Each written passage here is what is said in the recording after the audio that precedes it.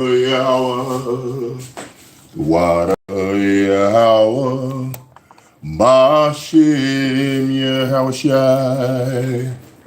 Shalaki YAHAWAH, for my sins as I cry.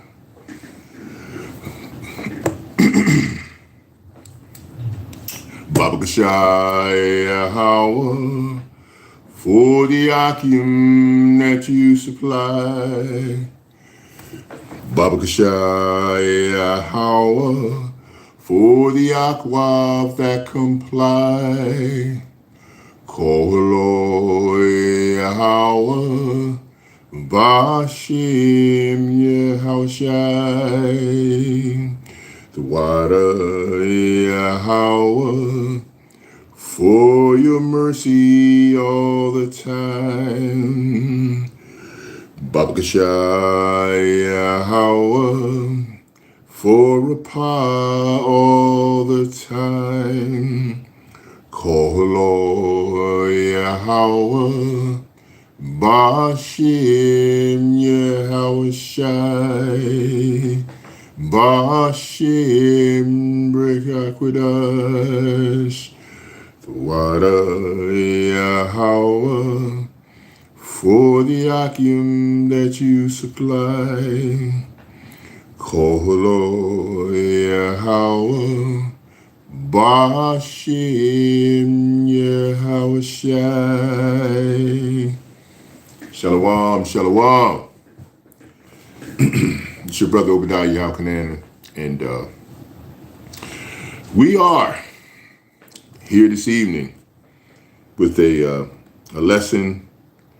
I would say for the most part that it's a lesson that has some attributes of some house cleaning a little bit, but for the most part, we're looking to bring some spiritual maturity in terms of the magnitude of the truth that has to be brought out and presented by the word of Yahweh Shem Yahawashi in every capacity. Yahweh kind of tapped in, Yahweh Shem kind of tapped into my spirit and let me understand that all of the things that are happening are what we would consider to be completely from his foundational platform that he set up outside of what we know as time and space. There's an undertow, if I could be so kind as to use that, of spiritual misunderstanding in reference to what our perspective is of who the Father Yahweh is. We speak in terms of what levels of respect we have been, I guess, exposed to by those of us that are above us here and given that particular mantle. I believe wholeheartedly that Yahweh Shem Yahawashi, once that portion of the awakening was foundationally laid into activity and action, that we don't get the Father in completion. We have a terrestrial capacity that he put within us, along with the celestial capacity. When I'm talking about celestial and terrestrial, of course, you know I'm speaking about the spirit from the celestial perspective, and I'm talking about the soul and the flesh operation and involvement from a terrestrial capacity. You know what's here in the physical manifestation of what was made by Yahweh Shem Yahawashi from the spiritual realm. And we end up getting ourselves into some levels of confusion that aren't very apparent at times from the things and the way that we're saying things and we're presenting our words to express an understanding of what truth we've been given to relate as we learn over time to disseminate the scriptures in the capacity that we have to filter out the things that the Father set in motion from the beginning in reference to the pattern of truth that has been laid. And in that process of the pattern that is laid, we come to find that a lot of what the Father, I would just say the majority of what the Father has led us to understand, or has equipped us to understand to the best of our ability, is completely controlled inside of what we interpret to be the correct understanding.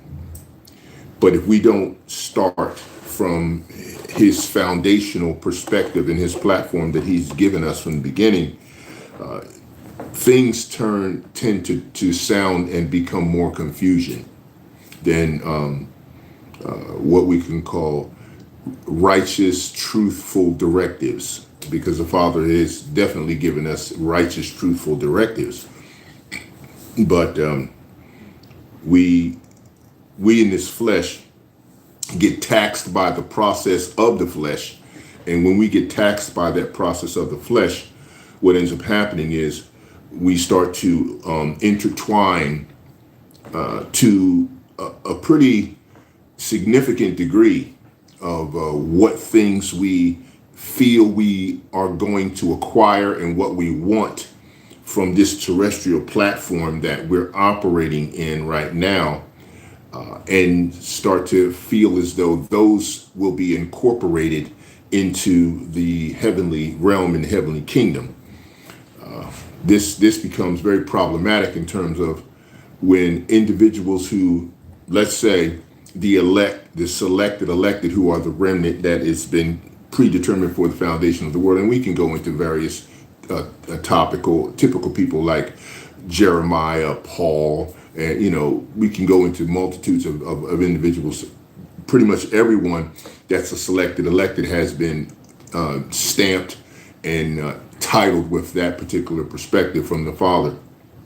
And so we tend to now, in this period of time, as the Most High's word, Yahawah's word, is manifold in the way that it can be interpreted. And when I say manifold means just so many different layers to the proverbial onion, if I may be so kind as to use that analogy. And as you peel away the layers of the onion of truth, you should be getting more mature in the way that you understand and present the word and the truth, and back off of anything that does not square up with humility. Yahawashi did a lesson on Yahawashi's power from Yahawaah when he was sent here was the greatest power he had was his humility, because his humility incorporates the understanding from a spiritual mature capacity to reason the truth with everything he communicates with. And I said everything. Yahawashi reasoned spiritual understanding and communication with all the creations that he came upon, whether they were male, female, animal, mineral, vegetable. I mean, and the reason why I say it like that, because he spoke to the fig tree. Remember when he did that, he spoke to various demons. He spoke to women and men and children. He spoke to multitudes of people, but he did it from a spiritual, mature capacity in a humble fashion, where this is the mirror. If we have a Mashiach, if we have a Yahawah Ba'Shem Yahawashi Hamashiach Yahawashi mirror, a Hamashiach mirror, and we hold it up to the various exposure and presentations of things that we are exposed to and that we interact with, and then we turn that mirror around. That is, in this picture, Hamashiach Yahawashi, who they ignorantly call JC, Jesus, right? He's in that mirror, okay? And remember, the image that you see of Yahawashi is the image also that you have of the Father. So you turn that mirror around and you look at that mirror of Yahawashi HaMashiach, right? And you should be able to say to yourself, I can see myself in that mirror. Whoa. I mean, in other words, you see in Yahawashi HaMashiach is the image that's in that mirror. But do you reflect the same image that you see when you see him in the mirror when it's looking back at you? Or do you see in that mirror something else in terms of who you are under, in terms of the organization or the individual or the people that are charged? I'm going to say prayerfully, and I'm going to say praise, worship, and praise, worship, and prayerfully and repentance, that those individuals that they are in the charge capacity, in the mantle of the charge capacity for you, that the mirroring that you see of them is the mirror of Hamashiach. If that's not the case, then you will see, and you will start seeing and hearing language that sounds nothing like Yahawashi HaMashiach. You will hear language and you will hear information being passed that sounds like a terrestrial world capacity knowledge base. When the Father says that the wisdom of the world, he made foolishness of men, in reference to that capacity, roughly paraphrased, okay? But if you start to see indications where individuals are following sent men, because remember, the Father is controlling all sides. Now, he talks about men that crept in unawares, but he still provided them to be in that position to creep in unawares. They didn't creep in unawares on their own. Everything that is happening, that is going on, that is being done is all being done by Yahawah, by Shem Yahawashi. It's not, no one is functioning or operating outside of the power and rulership and capacity and guidance and directives that are being implemented by Yahawah, by Shem Yahawashi. There's no allowance type situation. See, and there's no testing.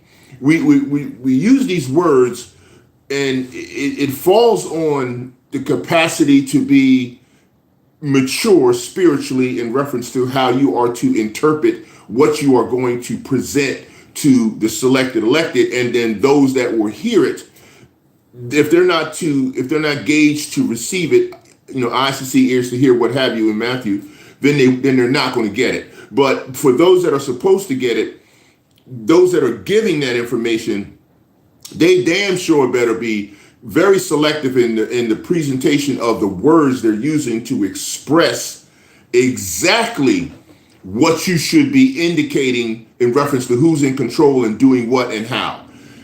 Words like he not dealing with someone, that should be thrown out.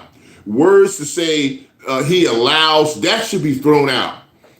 Certain things you just got to stop doing, because that completely voids the absolute complete control that the Father, Yahawah, has set up through the managerial capacity of Yahawashi and the angels. The Father is in control of everything at all times. And every little thing, he's not leaving anything out.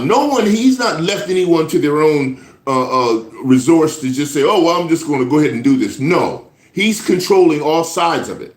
Because if you don't say that, then you're indicating that some form of creation that he made is more powerful than him.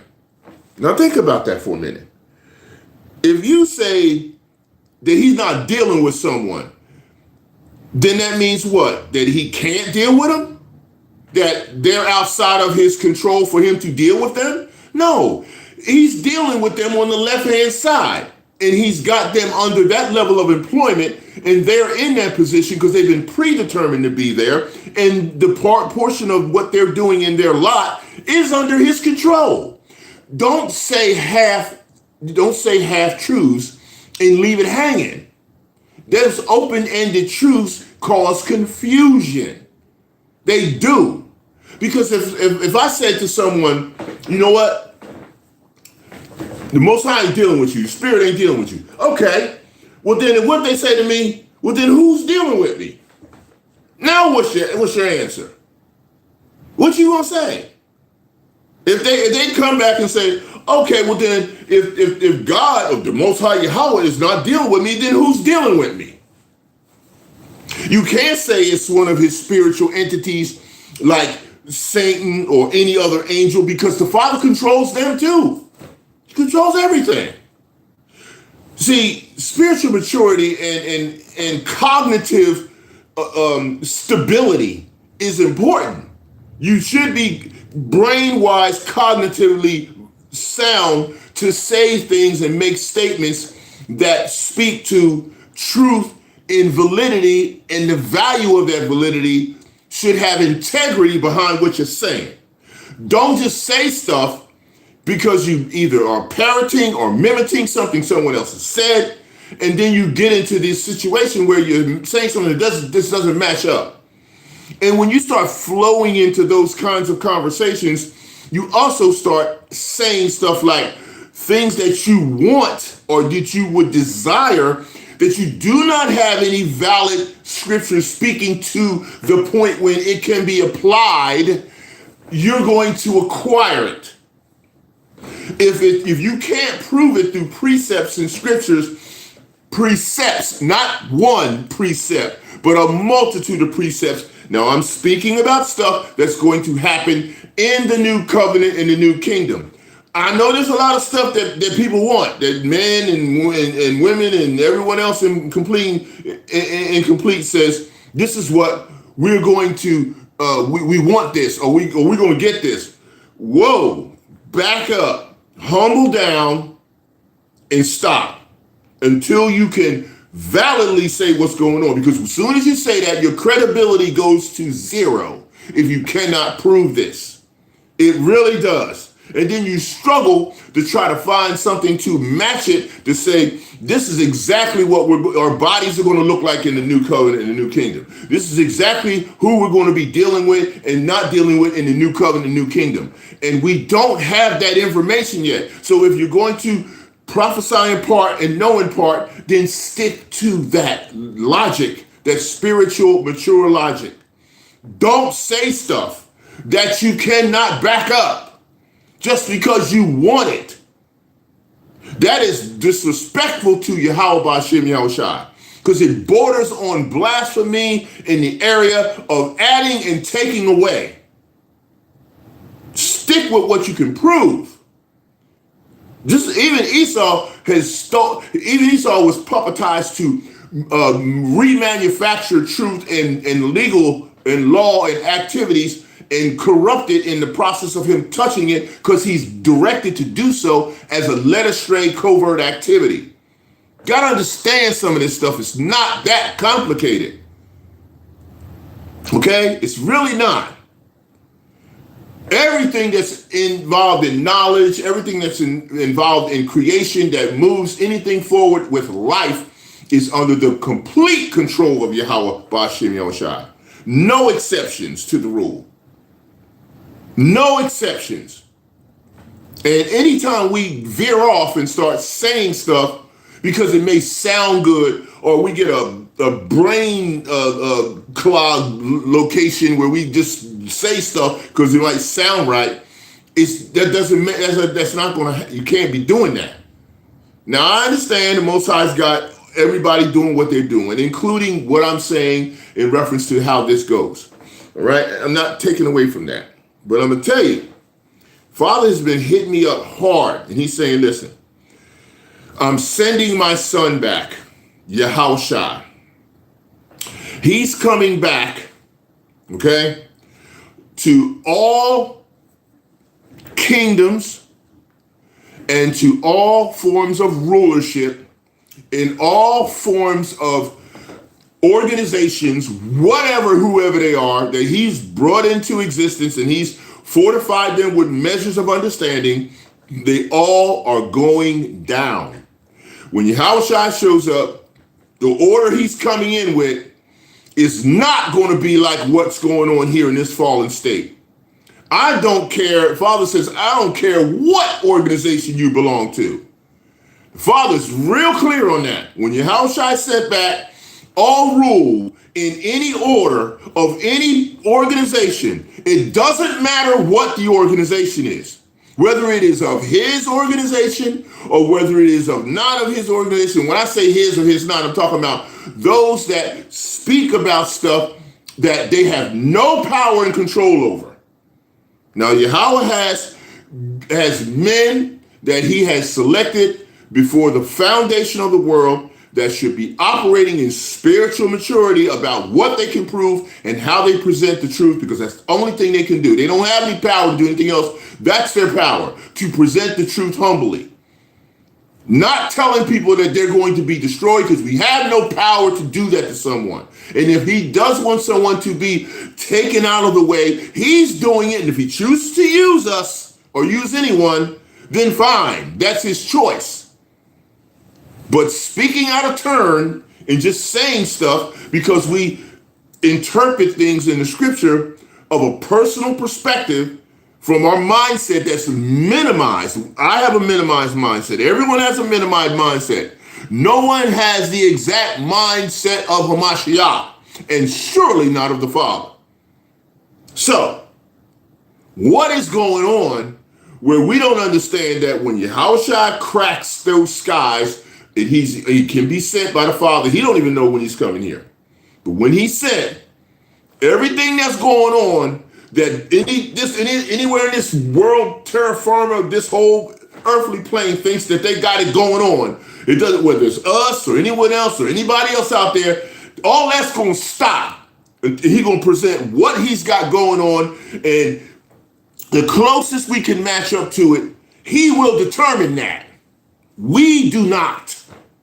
We don't determine it. He has to determine that, not us.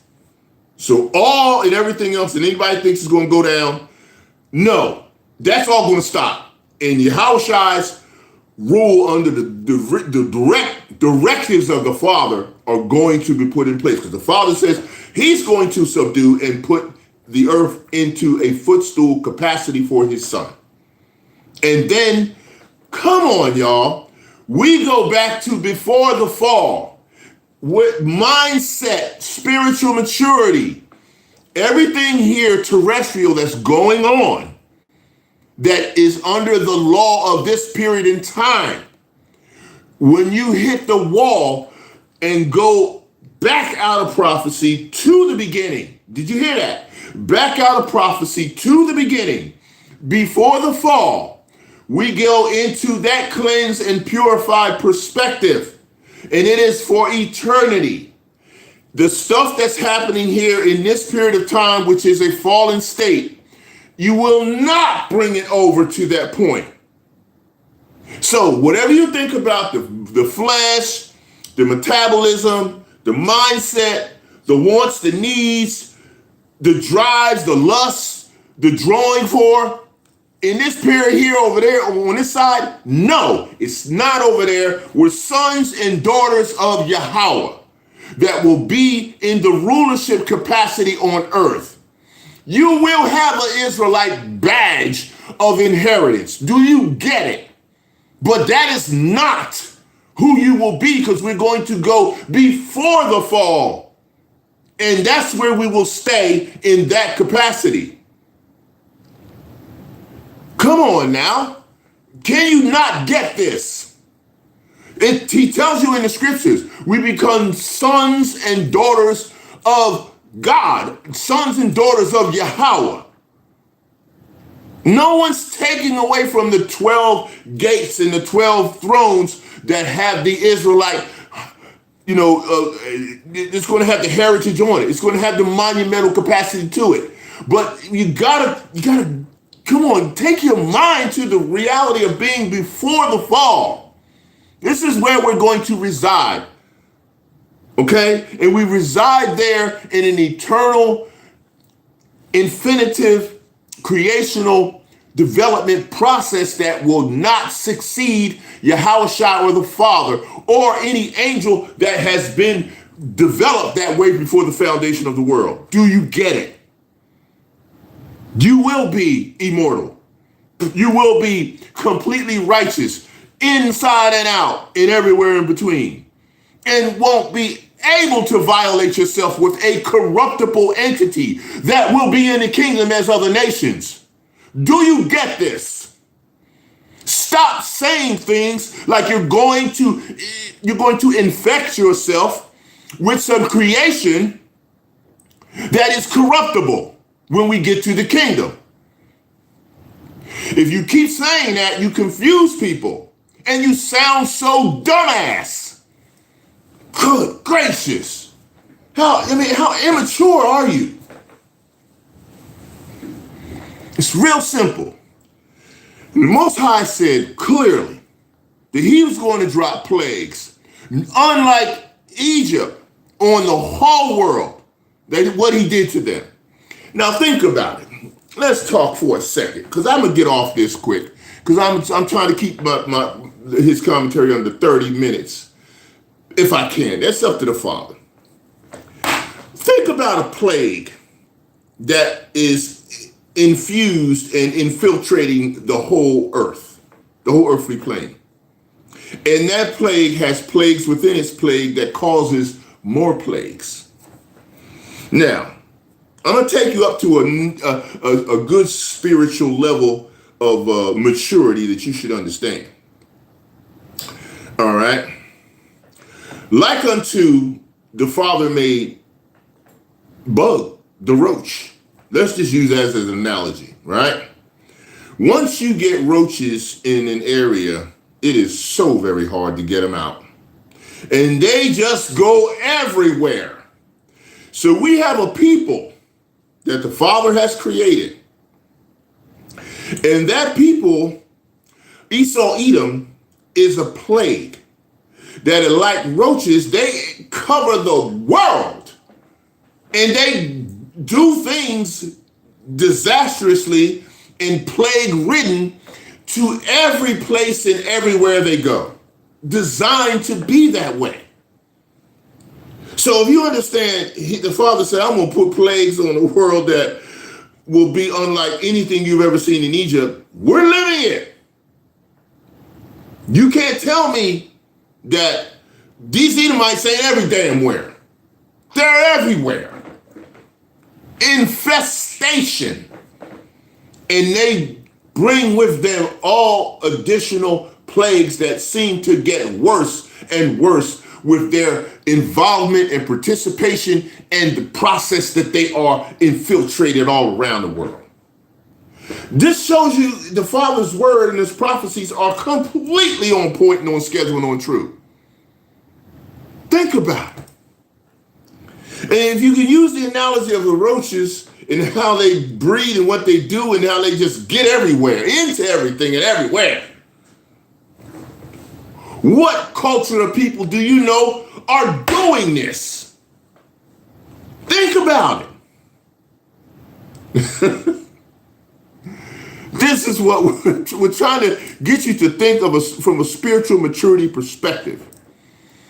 The Father's handling everything and doing everything. There's nothing that he's not covering. And if you say confusional stuff that doesn't sound right, then he has you doing it, and he has a reason for having you so spiritually blocked and okay, severely at some point spiritually blocked. I don't know.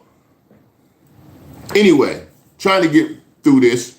I want to, of course, Shalaki, forgive me for not getting my salutations out to all of these selected, elected in the house of faith and all of the brothers, the apostles who've been bringing this truth out decade in, decade out, year in, year out, month in, month out, week in, and day, minute, second, all of the 9, the bishops, the elders, and all of the men of the Lord who are in the truth that are the selected, elected. We say salutation, we say shalom. To the YAHAWAH as well, who are listening, we say shalom. Okay, now, one of the ways that he told me to come in on this is we got to go to Judges chapter 5. All right, so I want y'all to go with me for a minute, just to break in on the context of what we're talking about, because the title of the lesson, which I didn't bring out yet, but I'm going to say it now. It's predestined. Are we? We are. And are we predestined to be crowned or clowned by YAHAWAH, Yahawashi? Why can't we discern the clues? Why can't we discern the clues? We are predestined to be crowned or clowned by YAHAWAH, Yahawashi. So why can't we discern the clues? Stability and foundation. Why? Why can't we? Well, we're going to figure it out because we got plenty of scriptures to bring to it. Now, I want to start here with these scriptures because this is important. I'm going to, my key scripture here for the start of the foundation of this conversation is, of course, Judges 5:11. But Judges 5, there's a lot of meat in here, so I'm going to get into this and do some chopping it up and bringing it forward in the capacity that the Father Yahawashi wants me to. Now, in Judges 5, we're talking about the song of Deborah and Barak. Now, just wanted to give you an indication of what we're dealing with in terms of that. Now, when I say the song of anytime we hear a song, to me, I hear a revelational prophetic depiction of what's getting ready to transpire and take forth, not only in this particular presence, but towards the future. Okay, so here I just want to bring this out. Of course, then I'm just at the top. It says in verse 1, then sang Deborah and Barak, the son of Abinoam, Shalaki, on the day saying, praise ye Yahweh. See, praise. See, I don't know. Are we just too austere to give Father praise? Are we afraid that it's going to look like some other religious practitioner system process? It's not. David didn't feel that way. Praise ye Yahweh for the avenging of Israel when the people willingly offered themselves. Now, when you willingly offer yourself, what he's saying is you're picking up the clues. You can't willingly offer yourself if you don't got a clue. How you gonna do it? So you got to read spiritually between the lines and get to the truth. Oh, hear, O ye kings, give ear, O ye princes. I will sing unto Yahweh. I will sing praise to Yahweh, power of Israel. You see? Why are you not doing this? This is going to key in on this because you should be practicing this now, because this is what's going on in heaven. If you talk about what as it is in earth, as it is in heaven, as it is on earth, well, this is what they're doing in heaven. So why aren't you doing it here to get practice to start? Because you're going to be doing it there, and you're going to be doing it on earth and heaven. So why are you not practicing it now? Oh, you're too austere. Oh, well, we can't do that. I can't sing. So what? The Father don't care about that. 4. Yahweh, when thou wittest out of Seir, Seir must be where the Edomites are. When thou marchest out of the field of Edom, there we go. The earth trembled, and the heavens dropped. The clouds also dropped water. 5. The mountains melted from before Yahweh, even that Sinai from before Yahweh, power of Israel. You see? So this is completely indicating how much power the Father is operating under, and he is not asking whether you agree. See, I just did that lesson not about a couple days ago that says, hey, you think the Father cares if you have not prepared for his wrath? You really think he cares? No, he don't. Because his wrath is still on schedule and still happening. And if you don't pick up the clues that you're supposed to prepare by getting the directives and giving in those directives to those of the selected elected that can receive it, then you are not prepared and you're going to be confused. And guess what? If you don't prepare, hey, listen, if you don't pick up the clues, you get abused. That's what he's doing. Okay? Now, of course, as I said, this is bordering on in this chapter in reference to what's happening with Deborah and Barak. And see, Deborah being a prophetess or whatever she is, we're going to talk about that in a minute. And the things that were going on during the time, because the men of Israel who were supposed to be the leaders, they were, like today, confused. But they were saying to themselves and operating in the capacity, because the Most High had them in this way, that they're not confused. They couldn't understand why all of a sudden, Yahawah decided that he's going to use a woman as a judge and a leader. Now, we're very confused now, because you know what? Yahawashi Hamashiach, he never went against any females that were Israelites in a capacity that would cause confusion. That's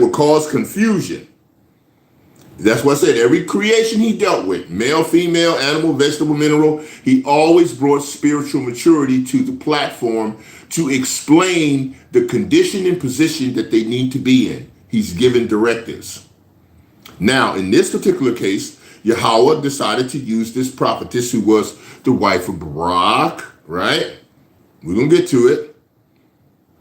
And she's going to bring some spiritual maturity to the men who are high and mighty and feel as though they cannot be told what to do and shown what to do, right? But the Father can use, and he will use whoever he wants. And guess what? If you don't like it, what can you do about it? You're going to go to the Father, Yahawah, and say, I disapprove of you using Deborah to correct the men of Israel. And, that's Barak's wife. You shouldn't have done that. Oh, you want to, Shalaki, you want to say that to the Most High? You think your ass is that, you think you got any kind of power or any kind of thing that you can just go and tell him you disapprove with the way he's handling his things that he's handling? Just like right now, he's bugging out in predetermined bug outs till the end of prophecy. And you don't like it? You have a problem with it? You want to take it up with the Father? You want to go to Father? You want to go past? You want to tell Yahawashi you got beef with the Most High the way he set things up? You know what? You know what he'll do to you in dumbass university? Oh, please. You have no idea. Come out your mouth and say you got a problem with the way the Father's taking this system down. Go ahead and tell him that. I dare you. I double dare you to tell him that. He's doing it the way he's doing it. You don't like it? Too bad. Because that's what he's doing. And here he's using Deborah. You don't like it? Don't fit your doctrine? Don't fit your organization? Don't fit your likes? So what? Who the hell you think you are? We are nobody. Father is everything. Continue reading. I'm going to pop down here now to 8. Verse 8. They chose new gods. Then was war in the gates. Do we not have that now? Was there a shield or spear seen among 40,000 in Israel? Question. 9. My heart is toward the governors of Israel. Oh, okay. Ain't that what we're looking forward to? That offered themselves willingly among the people. Bless ye Yahawah. Willingly means they're kind of picking up the clue that the Father's doing this. And they can't do anything about it. Okay? 10. Speak ye that ride on white asses. Okay. Yea, that sit in judgment and walk by the way. So who would that be? Wouldn't that be the so-called righteous, knowledgeable leaders? See what's starting to happen. The Father's going to break up. Now, make sure you hear this, because you're going to hear it first right here.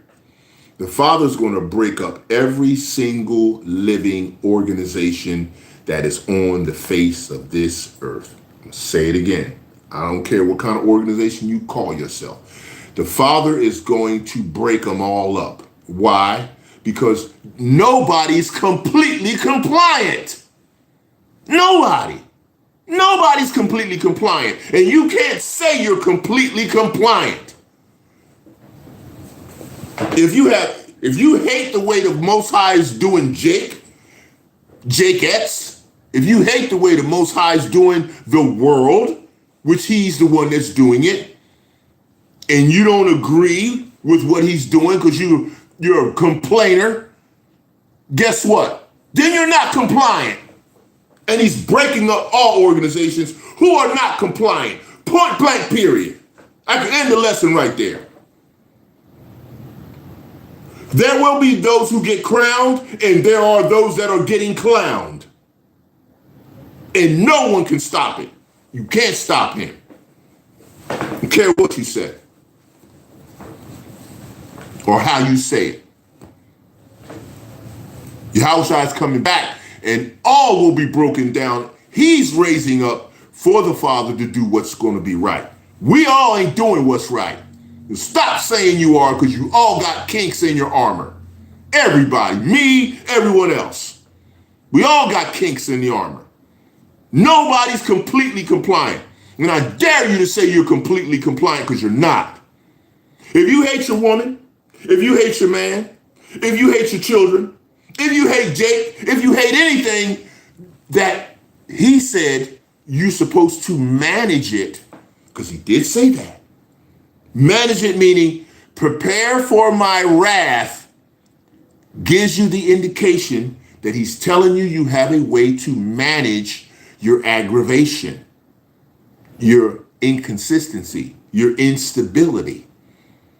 Preparing for Yahweh's wrath gives you the inclination, the mindset, the brain capacity spiritually to prepare for what you say you don't like. Prepare and handle. You know he's controlling everything, but you flip-flop and go around and say, oh, he allows. Allow indicates that if someone has to allow it, is there someone above who cannot allow it? Don't use that word. Don't use test. It's a process. It's not a test. Because he controls all of it. If it's a test, then you can choose not to take the test, which indicates choice. Doesn't this ring a bell? Should. Unbelievable. Speak ye that, okay, 10. All right, 11. Here we go. They speak ye, I'm going to read 10 again. Speak ye that ride on white asses, yea, that sit in judgment and walk by the way. 11. They are delivered from the noise of the archers in the places of drawing water. Let's break it down. They, who's they? That would happen to be us. That would happen to be the selected elected. This is what I'm saying. They're delivered from the noise. What is the noise? The noise is, anytime something is considered to be noise, that means that it's something that's coming to you that's pretty much babble or confusion. In most cases, if you have to be delivered from noise, then it's troubling or it's not fulfilling in the capacity of understanding that it's beneficial to you. It's not bringing you any kind of edification if it's noise. Okay? It's not.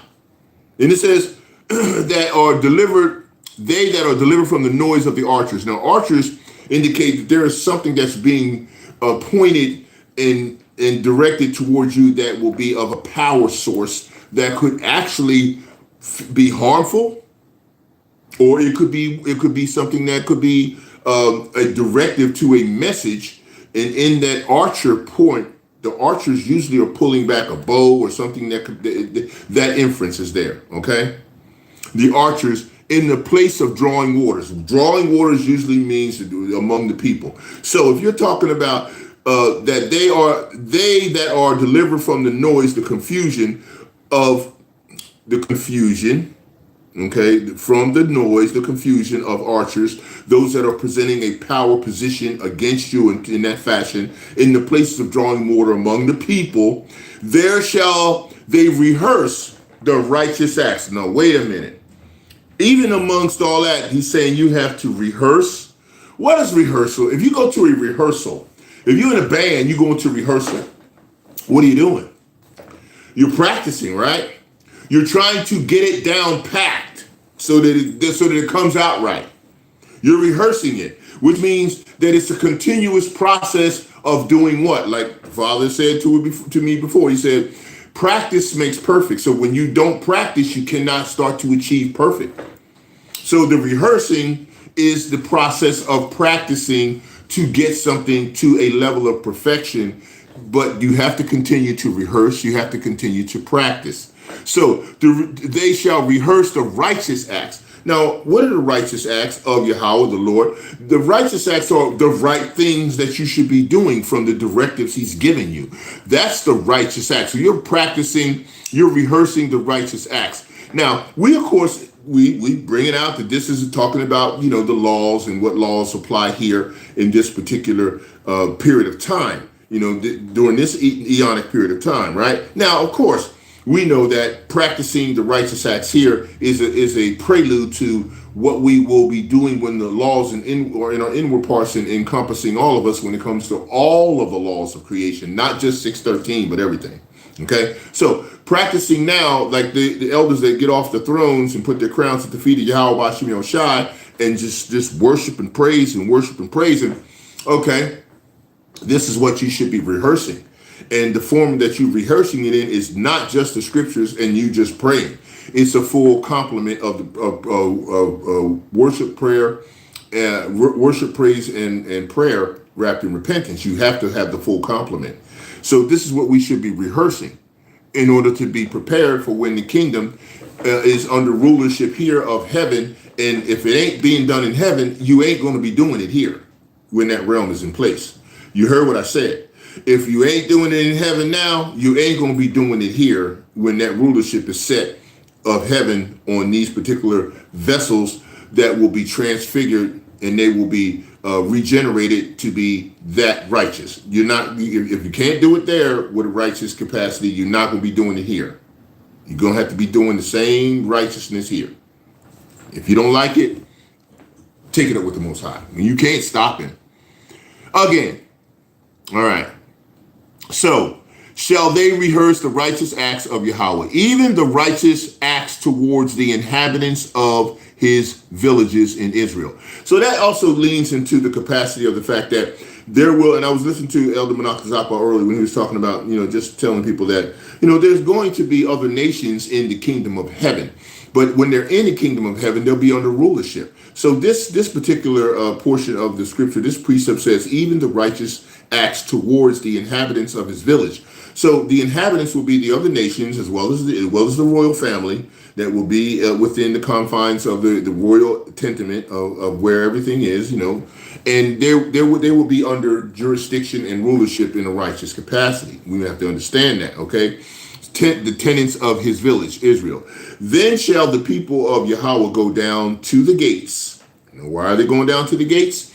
Because they're in rulership and they're working the rulership when it comes amongst those individuals that are in the kingdom of heaven. All of them, okay? 12, awake, awake, Deborah. Now, awake, awake is meaning what? That we're supposed to be coming to spiritual maturity in reference to what we're doing and how we're receiving what the Father's doing in prophecy. Of course, Deborah, awake, awake. He said it 4 times, right? Utter a song, arise, Barak, and lead thy captivity captive, thou son of Abinom. Now, how do you lead thy captivity captive?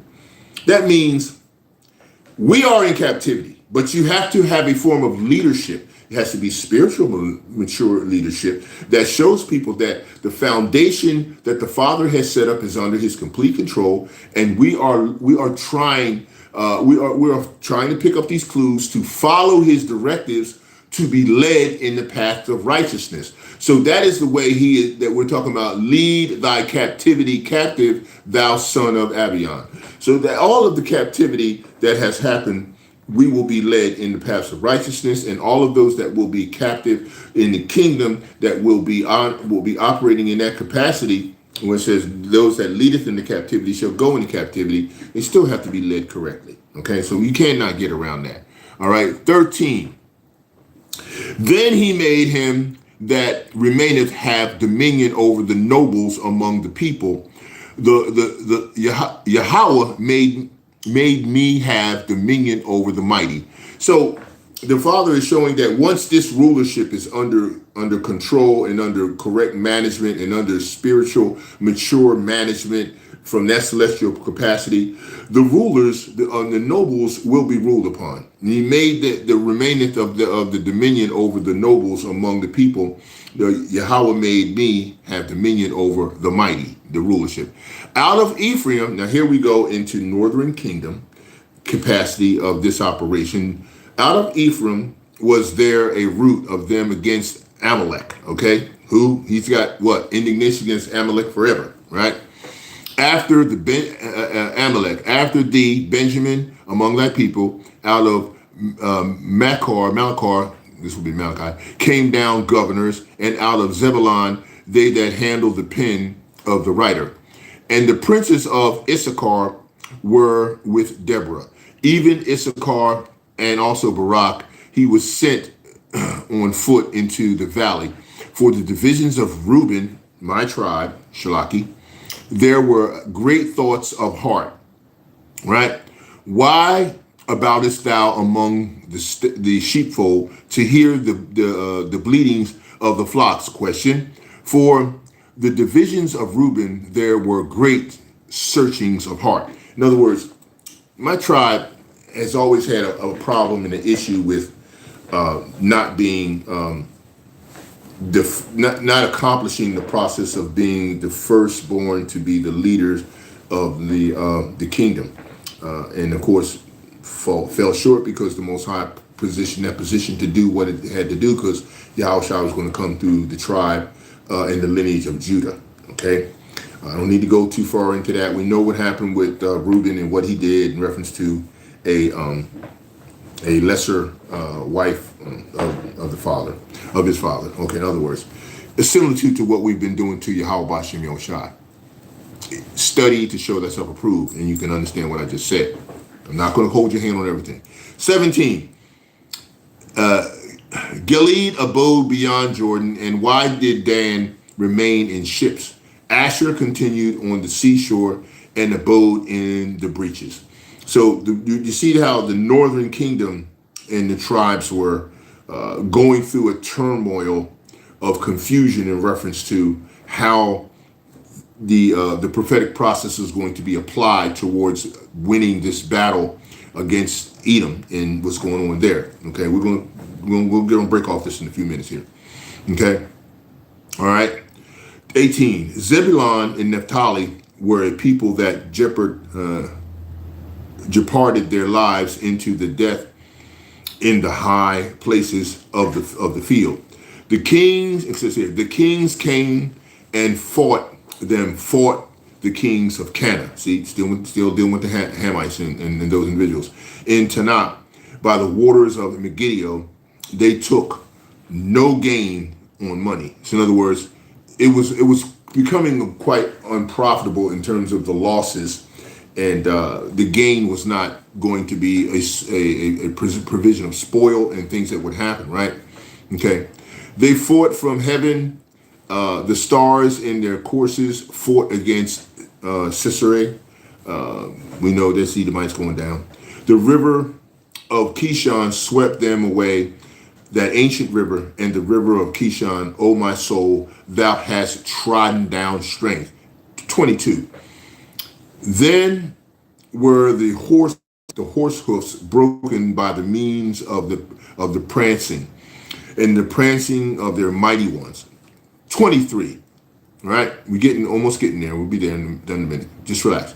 Curse ye, Merzo, said the angel of Yahweh. Curse ye bitterly the inhabitants thereof, because thou came not to help of Yahweh, to the help of Yahweh against the mighty. Blessed above women shall Jael, the wife of Heber, the Kenite, he blessed shall she be above women in the tent. See, the Most High be using women in a way that a lot of times we don't understand, because we lose a lot of respect in translation of information because of the period of time we're operating in and the liberty that the Father has presented in prophecy towards his creation. And that in time we lose focus on the fact that the Father uses whoever he wants. And in this case, he's using a female to get a job done. And many don't understand this because they get lost in translational prophetic doctrine. And they need to watch out because you lose things in that capacity. Okay, here we go. All right, now we're at, 25. He asked water and she gave him milk. She brought forth butter in a lordly dish. And this is dealing with Sisera, right? Sisera, remember? We'll get there. She put her hand to the nail and her right hand to the workman's hammer. And with the hammer, she smote Sisera. She smote off his head when she had pierced the stricken through his temples.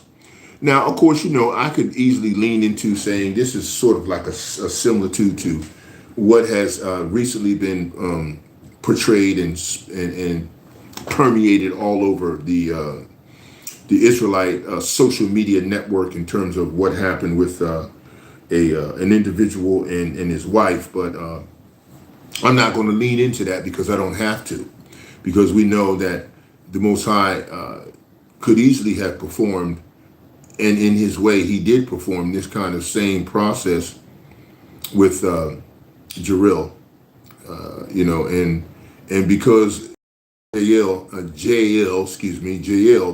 the wife of Heber the Kenite, performed this function that the Most High set in motion. Okay, and when she put this spike through his temples, in 27 it says, at her feet he bowed, he fell, he lay down. At her feet he bowed, he fell.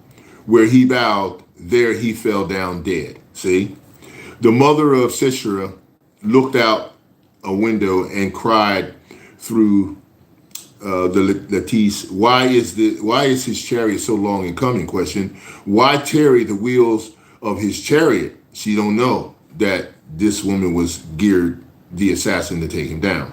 Okay. Her wise ladies answered her, yea. She returned answer to herself. Have they not sped? Question. Have they not divided the prey to every man a damsel or two? To Sisera, a prey of diverse colors, a prey of diverse colors of needlework, a diverse colors of needlework on both sides, meat for the necks of them that take the spoil. So she's really confused and she's just going off and trying to figure out the reason why her son's not coming back. So let it all thine enemies perish, 31. So let all thine enemies perish, O Yahawah, but let them that love him be as the sun when he goeth forth in his might. And the land had rest for 40 years. This is when we were talking about how King David had rest for 40 years in terms of the situation that was going on. But again, the Most High uses whomever he wants to use. I wanted to get this in through as an introduction to the process. I know that we're getting into this a little bit heavier, which I said we would be going anyway, so it doesn't even matter. It's just the nature of what we have to do. Now we're going to start breaking down some scriptures and start talking more exclusively into the fact that we need to understand that Most High predestined certain to be crowned or clowned by Yahawashi. So why can't we discern the clues? Why can't we? Because he's spiritually blocking people, and those individuals that are blocked, they're not going to be able to discern the clues. That's the role that they will play finishing this prophetic timeline, and the schedule is right on point. So let's go ahead and go into the first level of where we need to understand about stability and foundation when it comes to how the Father's operating with who gets crowned and who gets clowned. Gotta break it out. Need the glass, says Shalaki. We were doing a reading without it, but we do need more. Okay, first place we're going to Psalms. Go with me, Psalms 104. Psalms 104. Go there first, all right? And I was going with, and of course, this is the Lord's care over all his works. And this is important to understand in this chapter. You ought to read it and get some edification, right? Starting at the top, I'm just going to give you a little snippet of why I say this and why the Father has me do what I do. Okay, that's important. Let me just say it this way. First, the first lesson and the first verse. Bless the Lord, or bless Yahawah, O my soul. O Yahawah, my power, thou art very great. Thou art clothed with honor and majesty. 2, who coverest thyself with light as with a garment, who stretchest out the heavens like a curtain, who layeth the beams of his chambers in the waters, who maketh the clouds his chariot, who walketh upon the wings of the wind, who maketh his angels spirits, his ministers a flaming fire, who laid the foundations of the earth, that it should not be removed forever. Did you hear that? Who's dealing with foundations? He did. Thou coverest it with the deep as with a garment. The waters stood above the mountains. At thy rebuke,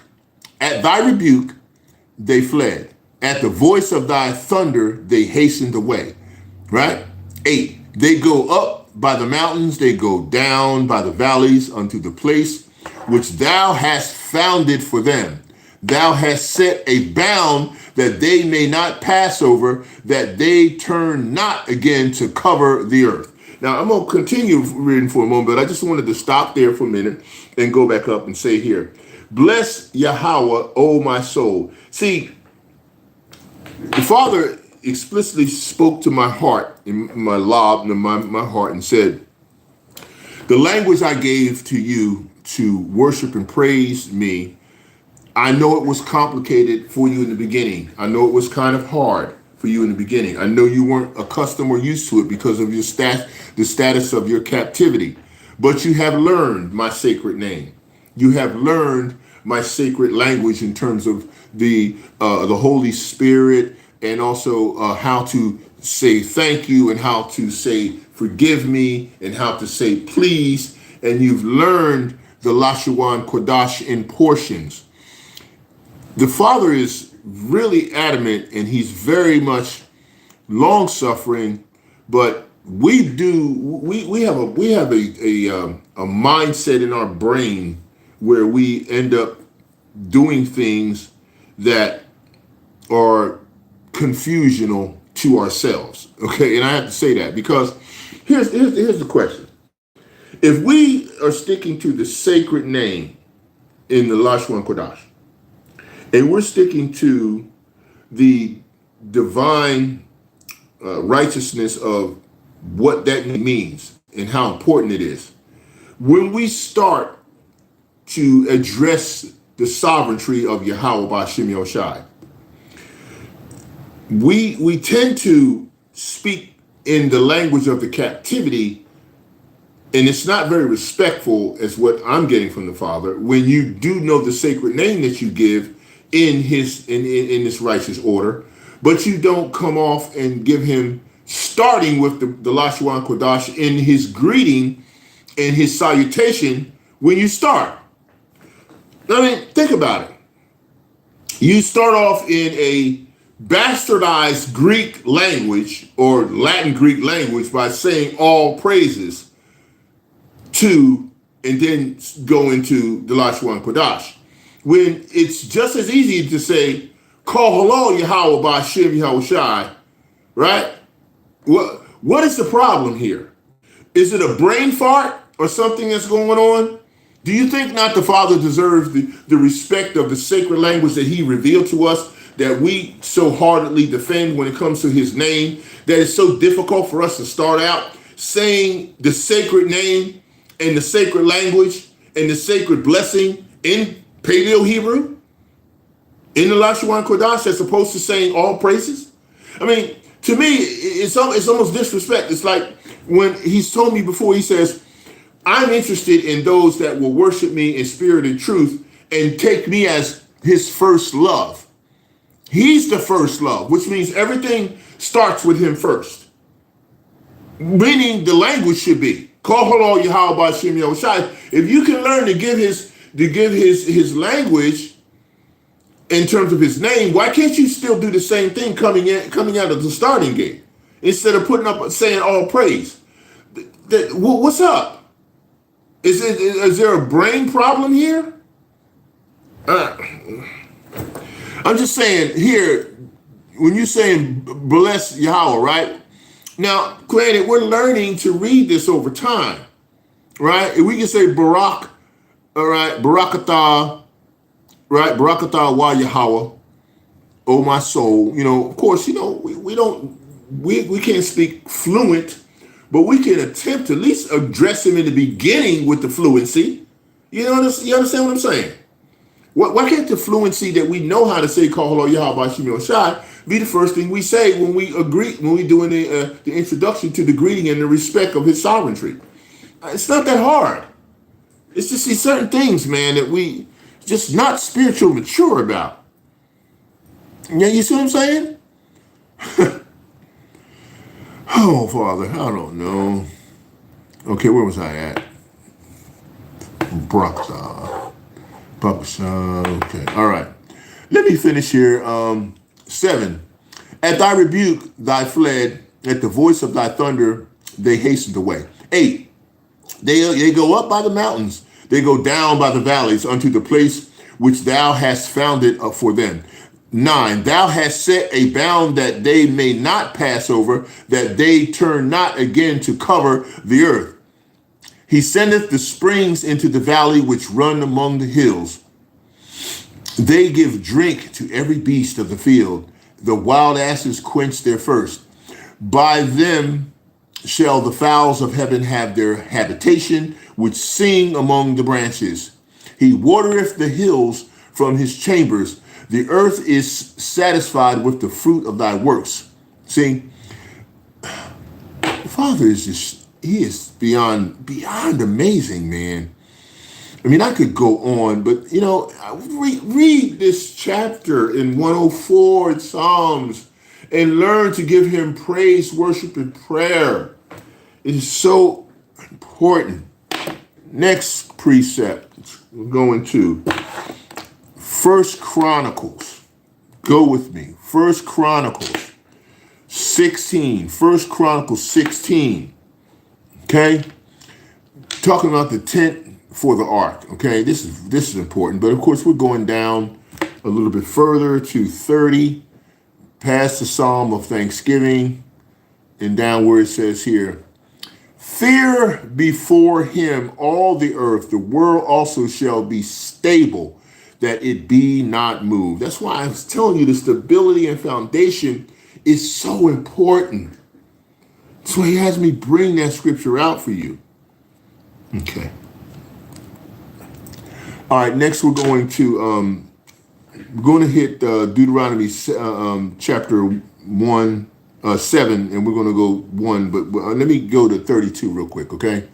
Go to Deuteronomy. Everybody knows this one. Deuteronomy, well, not everybody, but those that are selected, elected know what this one. This is Deuteronomy chapter 32. Okay, so go with me. 32, and of course we're going to go, this is the Song of Moses. Everyone should be involved with two, I would say at least two of the most important songs that are given to Yahweh Shem Yahawashi at this end time. And that is, of course, the prayer and that song of Azariah, the prayer of Azariah, and the song of Moses. All right. You should be involved in that. Their father wants the song, he wants the prayer of Azariah while we're going through the levels of tribulation that he's pouring out on the world. Deuteronomy chapter 32. Okay. And of course, please read this song of Moses. Verse 1, we'll get down to 30. Give ear, O ye heavens, and I will speak, and hear, O earth, the words of my mouth. My doctrine shall drop as the rain, my speech shall distill as the dew, as the small rain upon the tender herb, and as the showers upon the grass. Because I will publish the name of Yahweh, ascribe ye greatness unto our power. He is the rock. His work is perfect, for all his ways are judgment. Colon. A power of truth and without iniquity, just and right is he. 5. They have corrupted themselves. Bad clue solvers. Their spot is not the spot of his children. They are a perverse and crooked generation. You very bad clue solvers. Do ye thus requite Yahawah, O foolish people? See, now he's talking about, as I said before, the clowned, being clowned. Do ye thus requite? Do you question Yahawah, O foolish people and unwise? Is not he thy father that hath brought thee? Question, hath he not made thee and established thee? See, you getting clowned.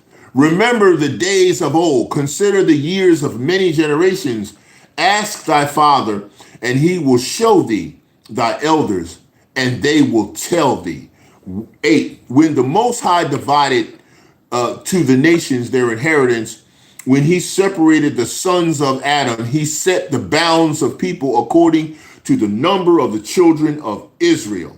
For Yahweh's portion is his people. Jacob is the lot of his inheritance. You see this? He's telling you who's who, right? He found him in a desert land and in the waste howling wilderness. He led him about. He instructed him. He kept him as an apple of his eye. You see what I'm saying? The Most High is showing you that he's got some that he has crowned before the foundation of the world, and he has others who he has clowned before the foundation of the world. That's the purpose of bringing this out in this manner. Okay, now we're going to go to Deuteronomy chapter 7. Bear with me, go there. And we're dealing with the warnings, because if you are scheduled, predetermined, if you have been predetermined to be crowned, you should be picking up on the clues if you're not predetermined to be clowned. And we can see those that he has predetermined to do both. It's starting to become very apparent. Okay, Deuteronomy chapter 7. We're going to start right at the top, because we got some. So we got to work through some of this. Okay, so just bear with me. Okay, it's going to be quite an extensive lesson, but hey, it is what it is. Okay, these are the warnings. When Yahawah thy power shall bring thee into the land whither thou goest to possess it, and hath cast out many nations before thee, the Hittites and the Girgashites and the Amorites and the Canaanites and the Perizzites and the Havites and the Jebusites, 7 nations greater and mightier than thou. Why did they become greater and mightier than thou? Because of the fall. When Adam fell, as Father has presented to my knowledge, when Adam fell and Adam and Eve fell, the powers that were inherited and given to him, when he fell, that fall and all of the power that was given that creates these mightier nations was sparsed among them all. I like it and alluded to, like when you take a rock and you throw it in the water. When that rock hits the water, you see the rings of waves they just span out in all directions, multiple rings of waves. Look at that as the potential of the power that Adam had that was dispersed to all the rest of these nations like this that have become powerful from the fall. So that is the nature of the blessings that they've gotten from the Abraham process that they always talk about, well, you're going to be a blessing to all nations. Yeah, because once that fall happened, those rings of power that were dispersed from Adam and Eve when they fell were distributed to a multitude of nations, if you can receive it. Okay, just so you know. Okay, all right. Slaki. Okay, where do we go? Okay, right. Nations greater and mightier than thou. 2. And when Yahawah thy power shall deliver them before thee, thou shalt smite them and utterly destroy them. Thou shalt make no covenant with them. See, that's still to this date. Nor show mercy unto them. Why? Because he made them in the nature upon which they are. Like in Malachi 1:4, he talks about the wicked. They're made the way they are. 3. Neither shalt thou make marriages with them. Thy daughter thou shalt not give unto thy son, nor his daughter shalt thou take unto thy son. Now, when he says, neither shalt thou make marriages with them, thy daughter thou shalt not give to thy son, he didn't say that, oh, well, it doesn't say here, well, except for concubines, you can marry them because they're a lesser wife. Now, I understand in this fallen state, that is the prerequisite for something that happens when you conquer a nation. But if you take on those individuals into your home and you sire children with them, those that can become Israelites, what happens to them in terms of their rebellion? They're still coming out of the womb of an enemy, so to speak. You might as well say that because that's what is happening. Now, yes, you could get them trained, but this is only for the fallen state period that you're operating in. Granted, it was done for what reason? Covert, led astray activity of protection. Can I say it again? Covert, led astray activity of protection. What do you mean by that, Obadiah? Well, clearly, Yahawashi was going to come into the world like a natural man, like King Solomon said in his scriptures, and in the process of him coming through, the Father already set a covertish activity upon his arrival, which means none of the heathen would pinpoint exactly who he was going to come through. You see what I'm saying? So it is covertish activity that is led astray of others that are enemy, and that particular persuasion and process was geared towards using women of other nations. Henceforth, Ruth the Moabite was in the lineage of Yahawashi, right? A great grandmother. So, knowing that, you can see the covert activity that the Father is so very magnificent on in terms of how he operates. But as he said here in his scriptures in Deuteronomy 7, that, but thus shall ye deal with them, right? Ye shall destroy their altars and break down their images and cut down their groves and burn their graven images with fire, right? Because he said, he doesn't want you. He said, neither shalt thou make marriages with them. Thy daughter thou shalt not give unto your son, nor his daughter shalt thou take unto thy son or yourself. See, because they will corrupt you, and we're going to see that, and he's going to say that. For they will turn away thy son from following me, that they may serve other gods. So will the anger of Yahweh be kindled against you and destroy thee succeedingly. Okay? Now, did he do that? Yes, he did. What happened to Solomon? He had 700, all kinds of other wives. And what happened? Corrupted. His heart got turned away. Any children that were sired? Yep. They were in this proverbial kingdom of this fallen state. They were Israelites. But at the same time, there was a fallen nature that was attached to the process. See, as I said, the Father is doing and maneuvering and using a process. It's not a test. Solomon wasn't being tested. It was a process he was going through. Get your mind in a mature spiritual capacity. And that process did what? It was a failure because it was supposed to teach us this is the process here in this fallen state, in this period of time. As my brother Yaki says, in this evil temporal world. That's what it was. A process to have this type of union with what they call a lesser wife, right? If you call it a wife, there had to be a form of a marriage involved. Because once you sleep with them, that is the consummation of the marriage by the law. So it was laid for what? Covertish, led astray process for Yahawashi who came through and any of the others that come through that will not be detected so easily by the enemy. Okay? So don't get it confused, but make sure you understand this. When we get to the new covenant, the new kingdom, this will not apply. Because one, there's no war. So you're not taking anybody into that format. because you're only going to get this type of residual in the fallen state. You ain't having no war in the new kingdom. So you ain't gathering nobody to take from war in the new kingdom. So that's out. Can't prove it. They ain't saying about no war. Once Yahawashi and Michael and Yahawashi come through, they're going to end all that. And everything's going to be under their rulership and righteousness. And they ain't holding nobody aside for your pleasure. Not for the new kingdom and the new covenant. That happened on this side right now in this poor portion of the kingdom. You can't prove anything other than that. Don't say and make up stuff just because you want it. It's not it. I'm getting off this. I got more to do.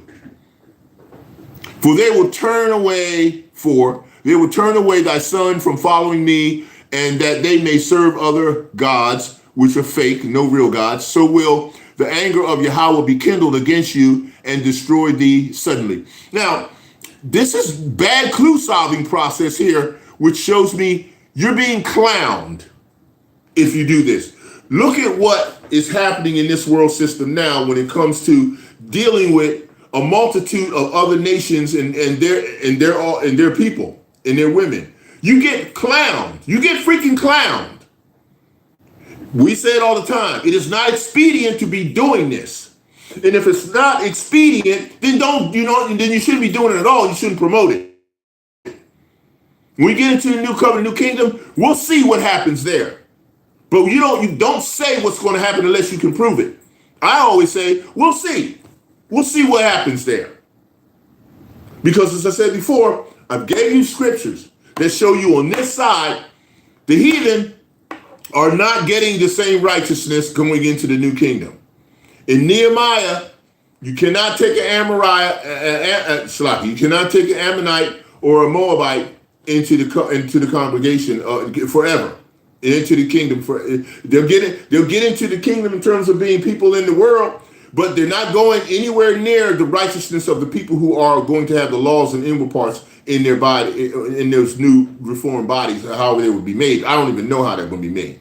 They're going to be great beyond what we can imagine, because flesh and blood can't inherit the kingdom of heaven. So we don't know what they're going to actually be made from. But don't get it confused and get you all confused and messed up and thinking terrestrial that the bodies that you have now are just going to be upgraded, so you're going to be doing the same thing. That's not true, because it says flesh and blood. So what kind of body is it going to be if it doesn't have flesh and blood, but it does have a mass and it can produce? You don't know. So stop saying you do. You don't know how it's going to be made. I don't know. Only Most High and Yahawashi knows. We don't know. But it says flesh and blood can't inherit the kingdom of heaven. So no menstrual cycle. None of the things that blood and flesh would be affected by here. We don't know how it's going to be put together. But we know that the corrupt ones of other nations, the ones that are still corruptible, they will have flesh and blood, but we will not. You will not be mixing with them. You will not be making any offspring with them. Because you don't know what kind of body you're going to have. Because it's going to be not like theirs. They can still sin. You will not. If you don't like it, take it up with the Most High. Because in Nehemiah, he says no. Right? Also, he says that the Canaanite cannot do it. In Isaiah, the Canaanite cannot come into the kingdom. So that means their people, men and women, no. They're not in. And of course, we know about the Edomite. They're all going to be, they'll be in there for 1,000 years. But you ain't doing nothing with them. They're women and their men. Nope, you ain't intermingling with them in that capacity. They will not be touching the righteous body of a son and daughter of Yahawashi who has a badge of inheritance of Israelite. They will not be touching any of that. And you will not be touching them in that manner. No, you won't. You can't show me that you can. In the new kingdom, in the new covenant, with new scriptures that say that. Stop saying that shit. You sound stupid. And people who won't stand up to people who are saying it, what kind of man are you? If you know something is wrong, if it don't wash, if it can't be proven, why will you not stand against it? What are you afraid of? Are you afraid of Hamas? Look, listen. Who are you afraid of? Because when somebody says something wrong that you know ain't right as far as the scriptures are concerned, in your heart of hearts, you know it ain't right. Because if you can't prove it in the new covenant, in the new kingdom, and it's said, and you can't break it out, and I don't mean really break it out. Show me what the bodies are going to be made of in the new covenant, the new kingdom. Show me. Tell me how they're going to be made. Of what? Tell me how many laws are going to be given and put in those bodies. Is it all the laws of the universe, including the 613 and more? Show me. If someone says something that goes against what these, if Nehemiah said no Ammonite, no Moabite, if it said in Isaiah no Canaanite, no, if it says in Obadiah no Edomite, you're not getting them. Prove the scriptures wrong. You cannot. And if you don't stand against people who say stuff like that, what kind of man are you supposed to be? Who are you fear of? Who are you afraid of? Or shy? You should be terrified to even say something like that against the Most High if you can't prove it. You know how he feels about saying stuff that takes away or adds to the scriptures. He already told you that. Just because you want it, don't mean you're going to get it like that.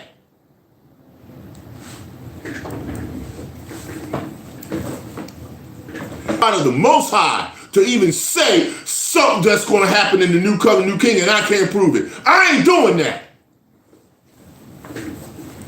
Because I'm more terrified of him than I am of anybody else or any man, any organization.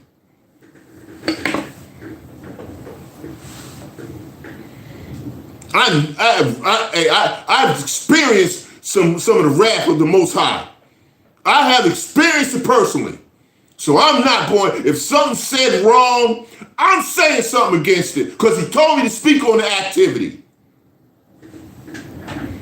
I ain't said a personal attack against nobody, but he told me to speak on the activity.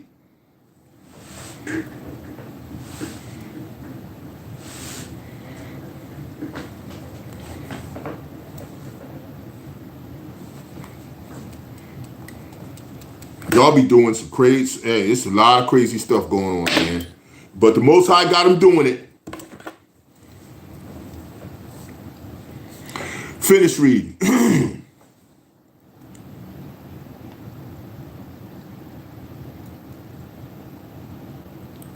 And he says here, 5, but thus saith Yah, ye deal with them, ye shall destroy their altars, break down their images, and cut down their groves, and burn their graven images with fire.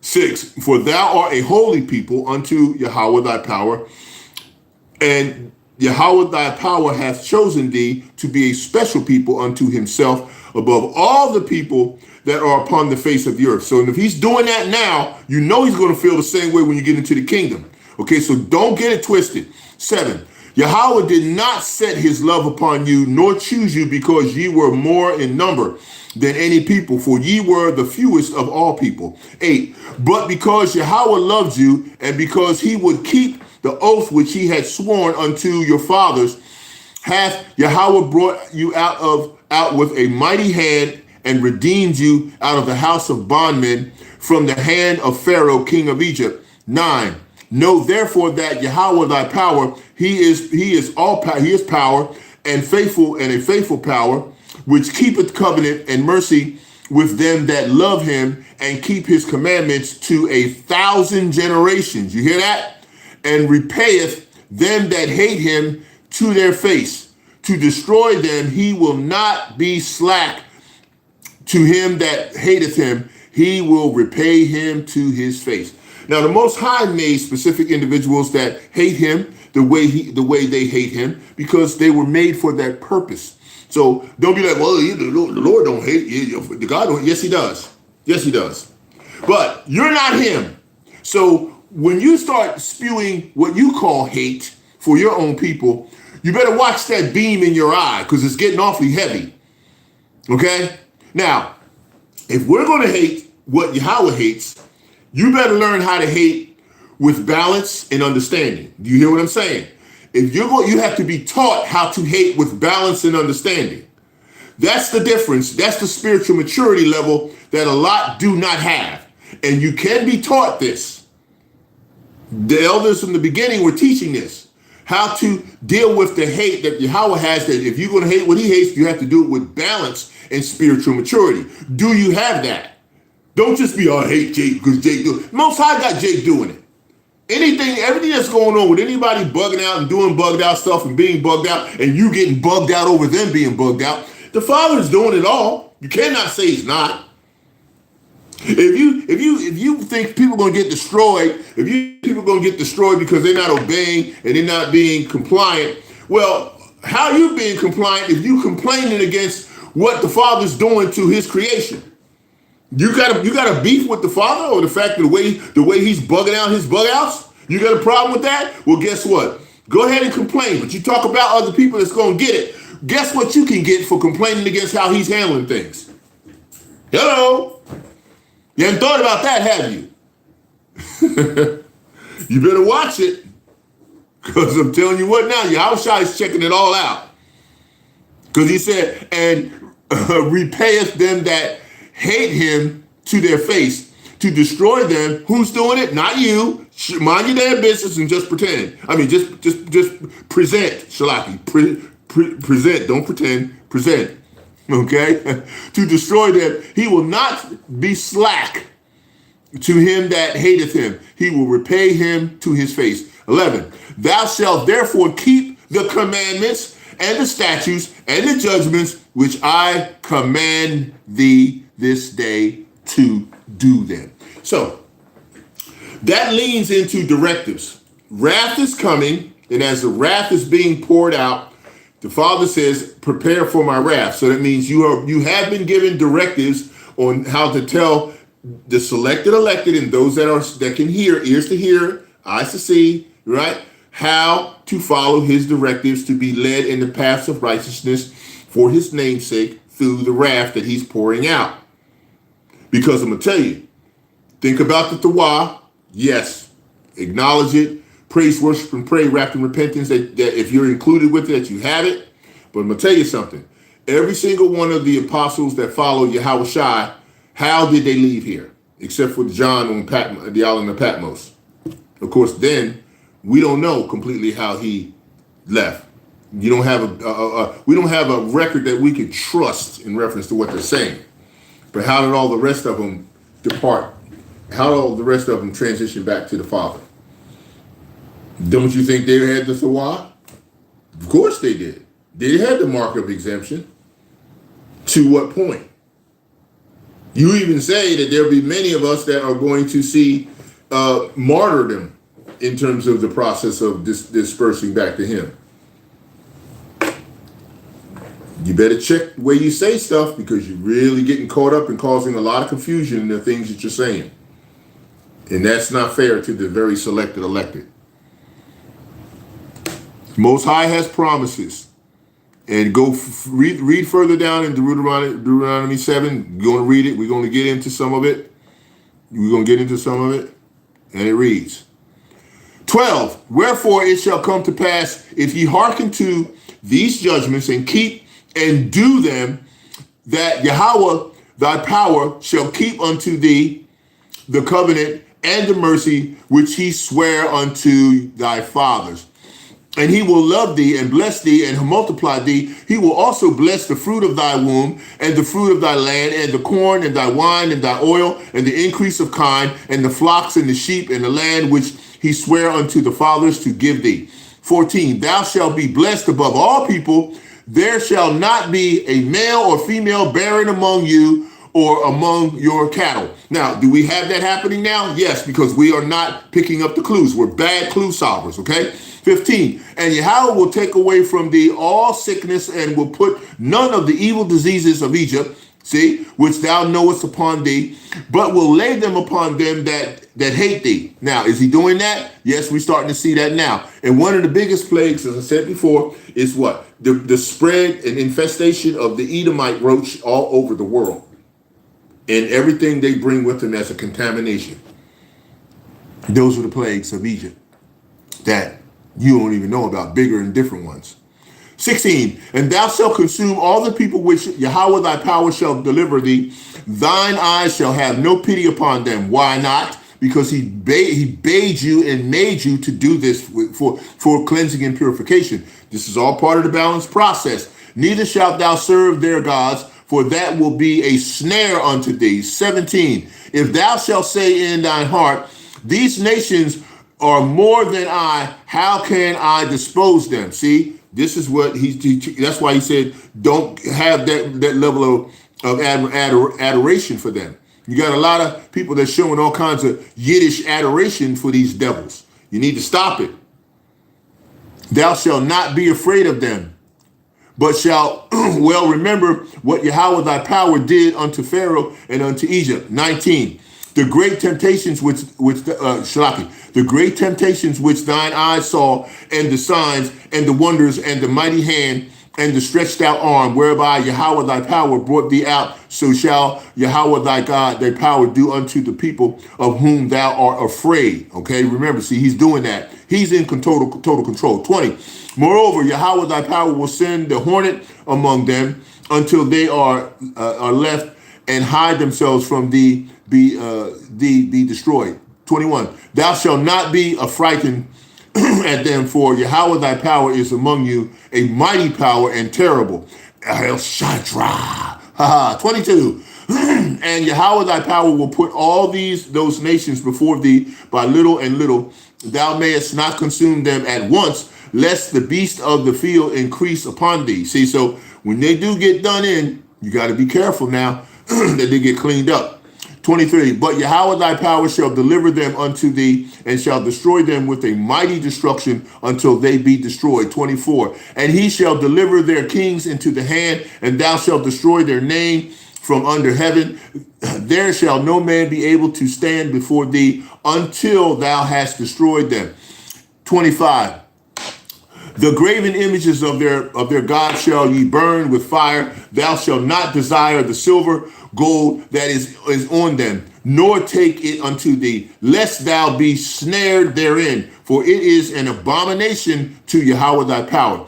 26. Neither shalt thou bring any abomination into thine house, lest thou be a cursed thing like it, but thou shalt utterly detest it, and thou shalt utterly abhor it, for it is a cursed thing. The cursed thing. So if you can't bring any of it, says, neither shalt thou bring any abomination into the house, lest thou be accursed.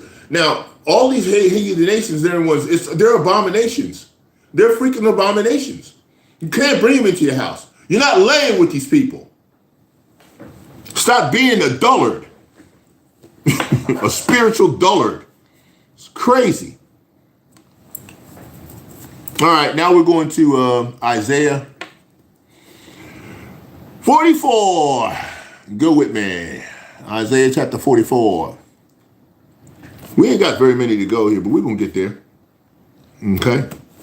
Isaiah 44. And of course, this is the blessings of Israel. But I'm trying to get you in tune and understanding that there have been individuals predestined to be crowned and predestined to be clowned. So we got to be able to discern this, right? Okay, so we're going to go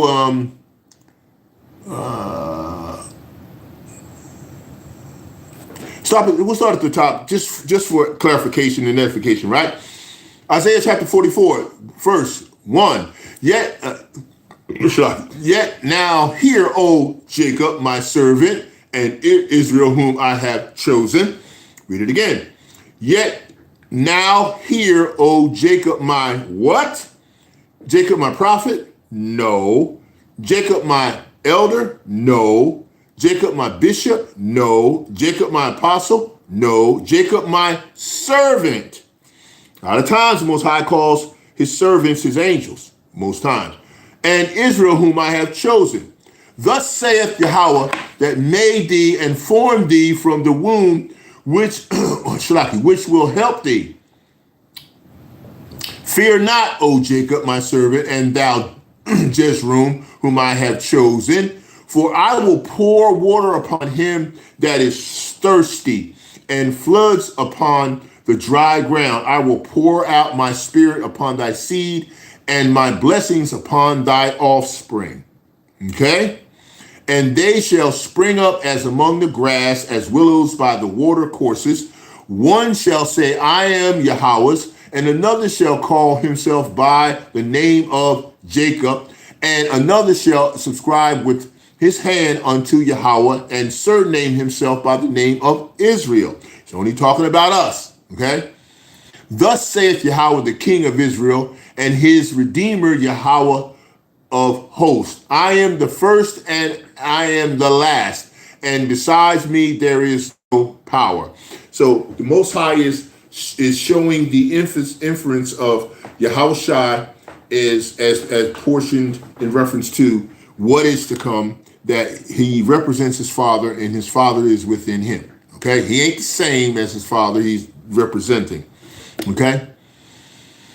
7, and who as I shall call and shall declare it and set it in order. What? Set it what? In order. Everything's set in order, right? For me, since I appointed the ancient people, question, and the things that are coming and shall come, let them show unto them. Fear ye not, neither be afraid. Have not I told thee from that time that I have declared it? Question. Yea, are even my witnesses. Is there a power beside me? Question. Yea, there is no power. I know not any. Father's letting you know he's in control of absolutely everything. You got to take this into major consideration. If you are not, you are messing up and you are missing the point completely. Okay. Okay, where we at now? Right.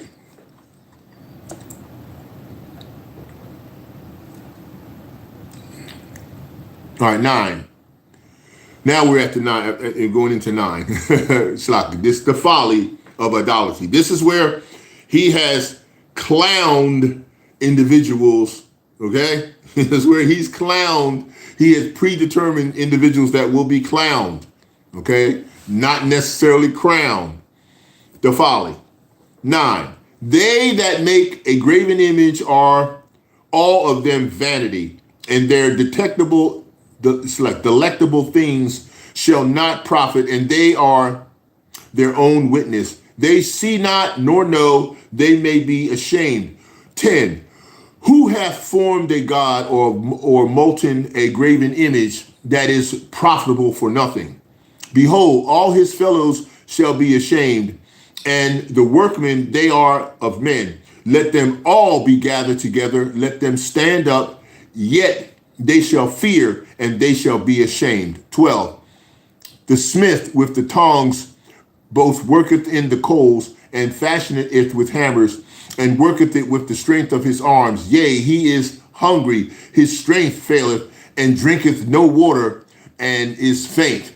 The carpenter stretcheth out his rule, and marketeth it out with a line.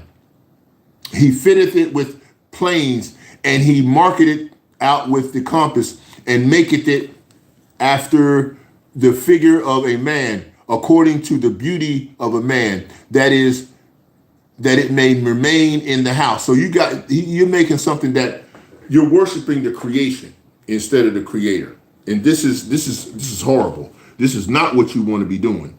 Okay? You don't want to be doing that. All right? Where we at? Okay. Right. 16. He burneth part thereof in the fire, with part thereof in he eateth flesh. Oh wow. He roast,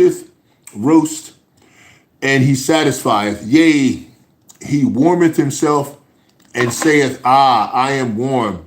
I have seen the fire, and the residual thereof he maketh a god, even as his graven image. He falleth down unto it. This is crazy, right? Down to unto it, and worship it, and prayeth unto it, and saith, deliver me, for thou art my God. See, and so the Father is looking for those that will worship and praise him. But this is what you're doing. You're doing this to the things of creation, the things that he had created. Oh, call Yahawashi. 18. They have not known nor understand, for he hath shut their eyes. See, spiritual blockage, that they cannot see, and their hearts that they cannot understand. Spiritual blockage, man. And none considereth in his heart, and neither in their knowledge nor understanding, to say, I have burned part of it in the fire. Yea, also I have baked bread upon coals thereof.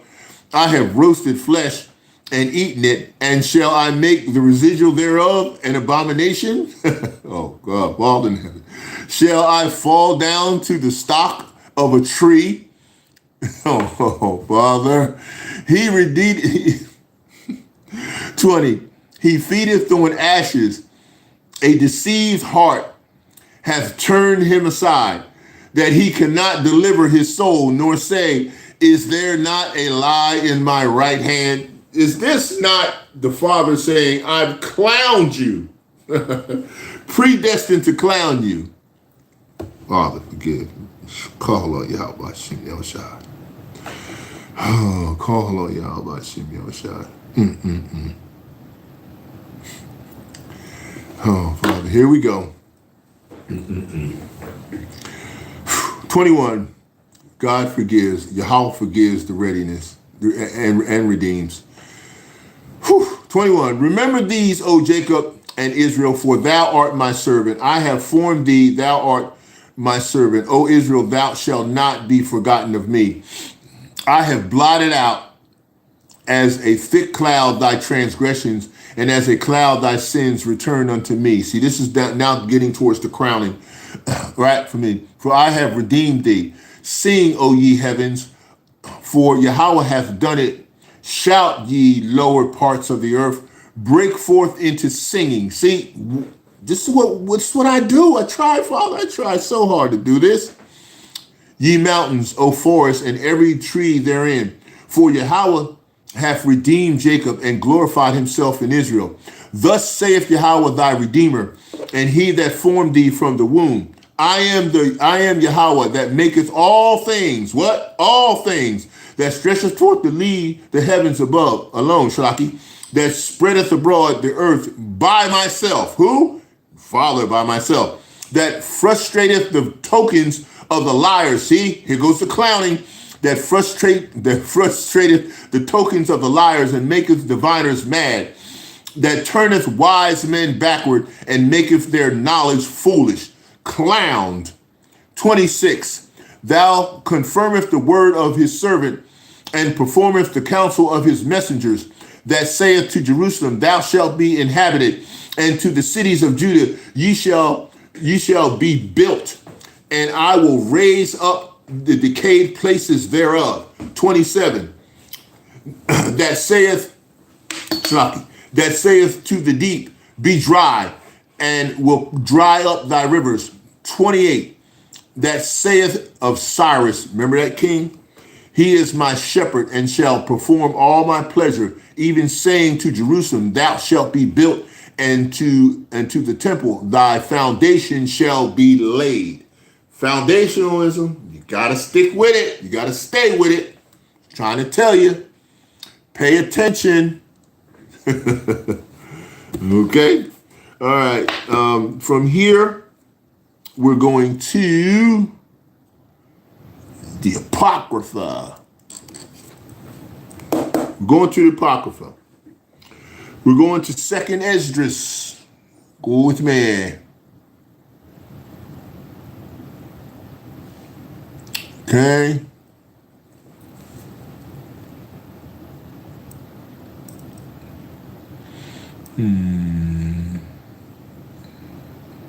Second Esdras.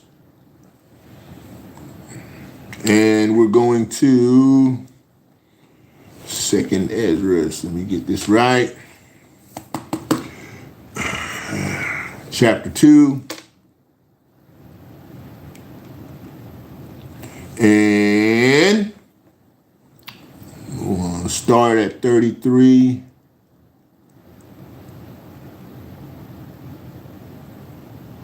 Okay, go with me. Second Ezra, chapter 2, starting at verse 33. Now, if you don't have the apocryphal book in front of you, go online, go on your phone, look up the KJV, King James version of the Apocrypha, okay? This is where we're going. Now, while we started here is because we have to bring out some precepts in reference to some of the blessings and the crowning that the Father is going to be providing. We're getting into, we're going back, we're going through both sides, remember? We're doing both sides. So just stay with me, all right? Now,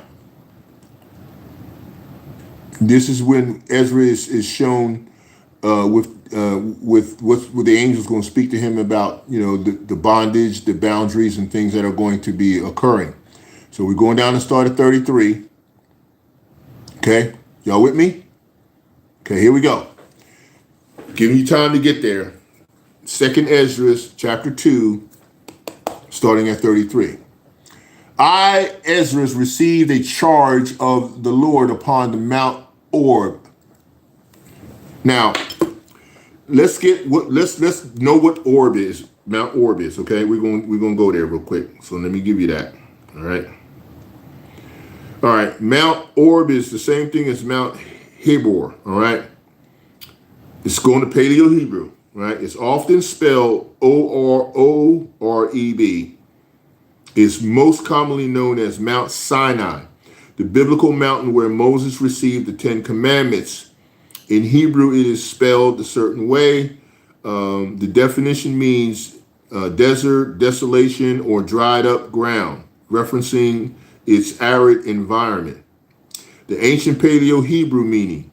In Paleo Hebrew, the ancient pictograph script, each letter of the name carries its own symbolic definition. The N looking symbol represents Chet, C-E-T, represents a wall or fence defining a boundary, divisions, or separation. Okay, we're breaking this down. The other symbol is Resh, represents a head or person symbolizing the first top or beginning. Okay, and then the next third one is Bet, B-E-T, represents a house, tent, or family symbolizing the place of dwelling or the inside. Together in Paleo Hebrew, right, it's understood conceptually as the boundary wall at the head of the tent, which beautifully aligns with the geographical and theological concept of being a secluded, holy wilderness separation where Yahawah dwelt with his people. Okay, you got that? I wanted to break that down for you, all right? That's much like the key roles, like the burning bush. The mountain was first called the mountain of God, mountain of Yahawah, when Moses encountered the burning bush and was commissioned to free the Israelites, okay? All right, so I just wanted to make sure I broke down what Oreb, O-R-E-B, all right, where it says the Mount of Oreb or Mount Sinai. I just wanted y'all to make sure y'all had that information, you know, so that we're still on point with that, okay? All right, we're gonna continue to read. That I should go unto Israel, but when I came unto them, they set me at naught and despised the commandment of the Lord, of Yahawashi. And therefore I say unto you, O ye heathen, that hear and understand, look for your shepherd. He shall give you everlasting rest, for he is near or nigh at hand that shall come in the end of the world. See, this is what we're dealing with now. Be ready to reward. Here we go. Be ready to the reward of the kingdom, for the everlasting light shall shine upon you forevermore. This is where you're looking for your crown. Flee the shadow of the world. Receive the joyfulness of your glory. I testify my Savior openly. 37. O receive the gift that is given you, and be glad, giving thanks unto him that hath led you to the heavenly kingdom. 38. Arise up and stand. Behold, the number of those that be sealed in the feast of the Lord. This is their great wedding, remember? Being sealed. They're already predestined.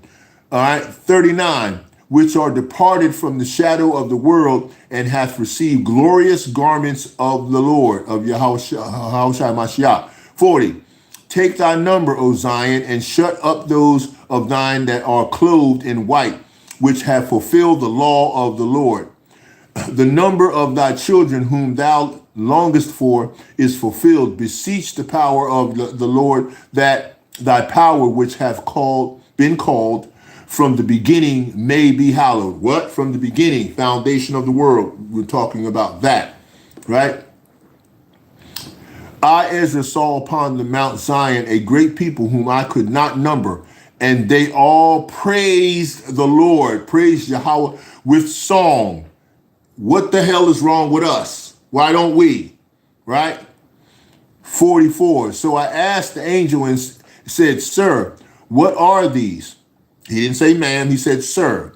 He answered and said unto me, These be they that have put off the mortal clothing and put on the immortal, and have confessed the name of Yahweh. Now are they crowned. What are they? Now are they crowned. What are they? Now are they crowned and receive palms. 46.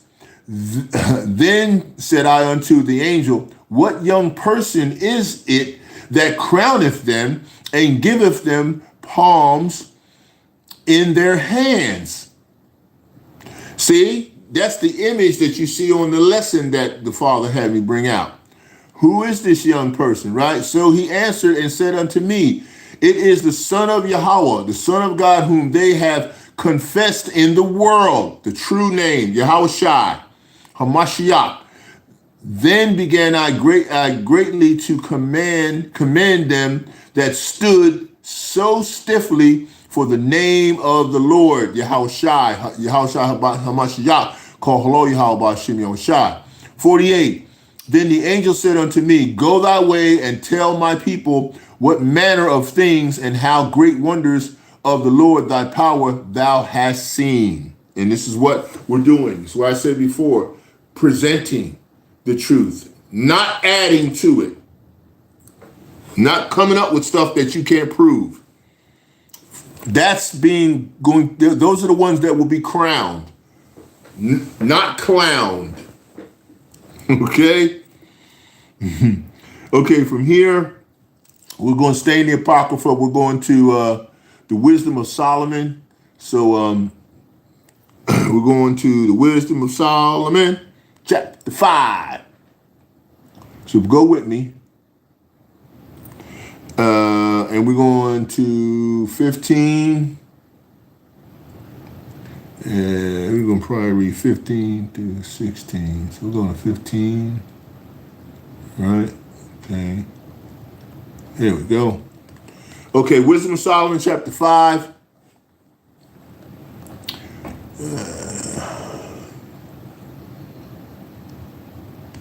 Now, again, with this chapter here, right, we're talking about Wisdom of Solomon, chapter 5, where it's going into the righteousness. It says here in the beginning, it says, Then shall the righteous man stand in great boldness before the face of such as have afflicted him and made no account of his labors. Y'all know this. Y'all know that's why I want to start at the top and make sure you know it. When they see it, they shall be troubled with tremble fear, and shall be amazed at the strangeness of his salvation, so far beyond that they looked for.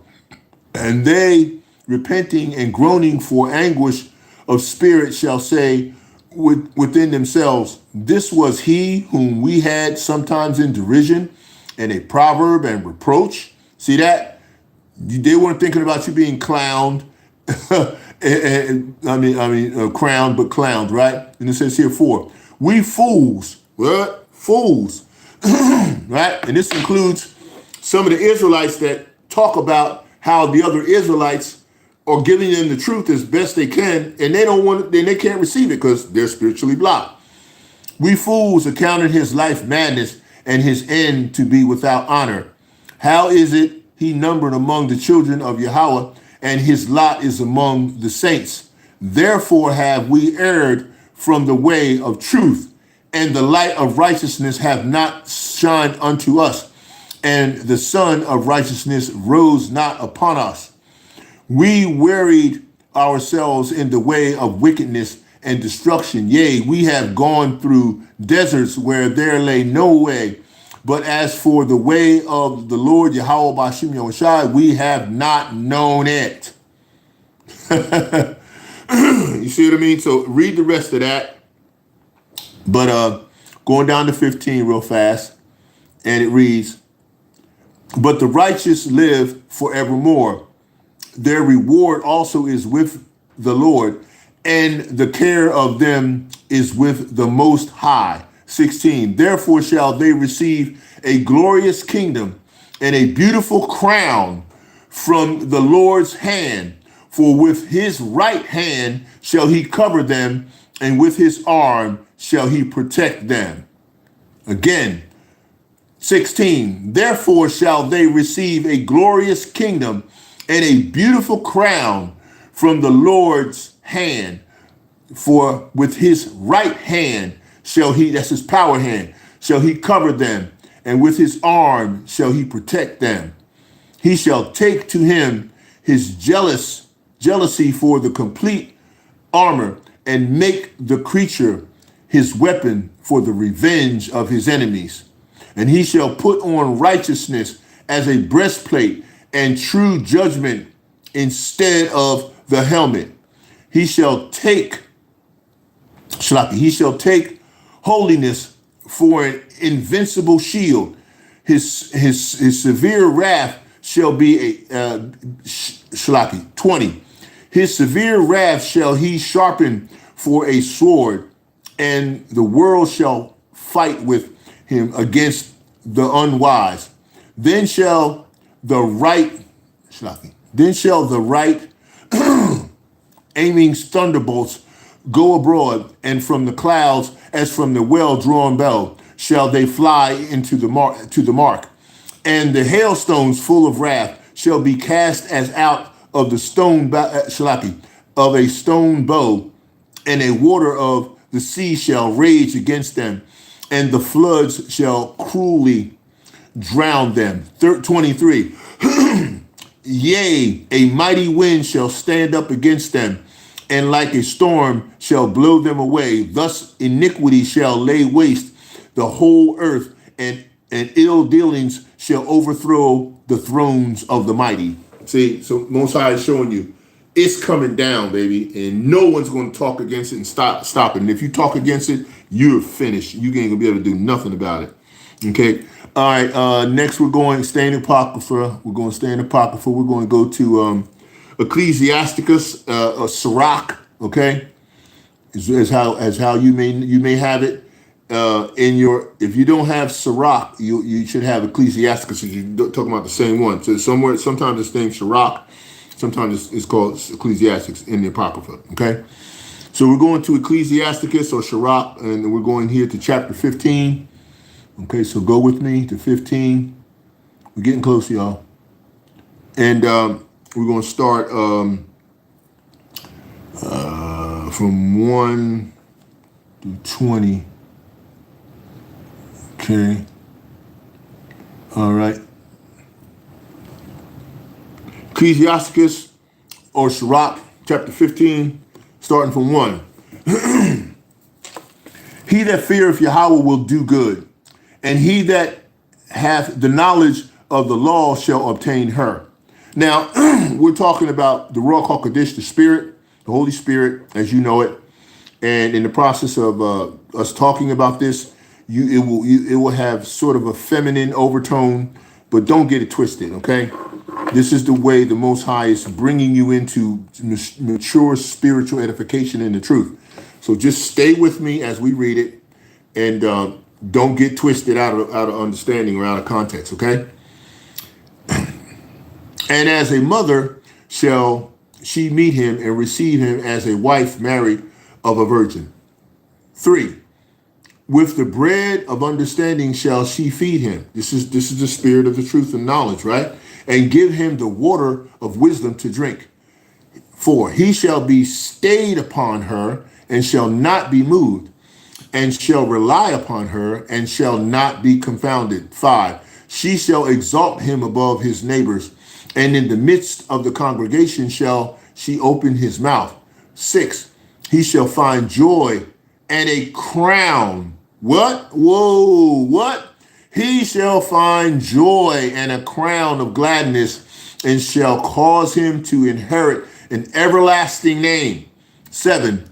But foolish men shall not attain unto her, and sinners shall not see her. That's the ones who are clowned. 8. For she is far from pride. Who's very prideful? Think about who is presenting that. And men that are liars cannot remember her.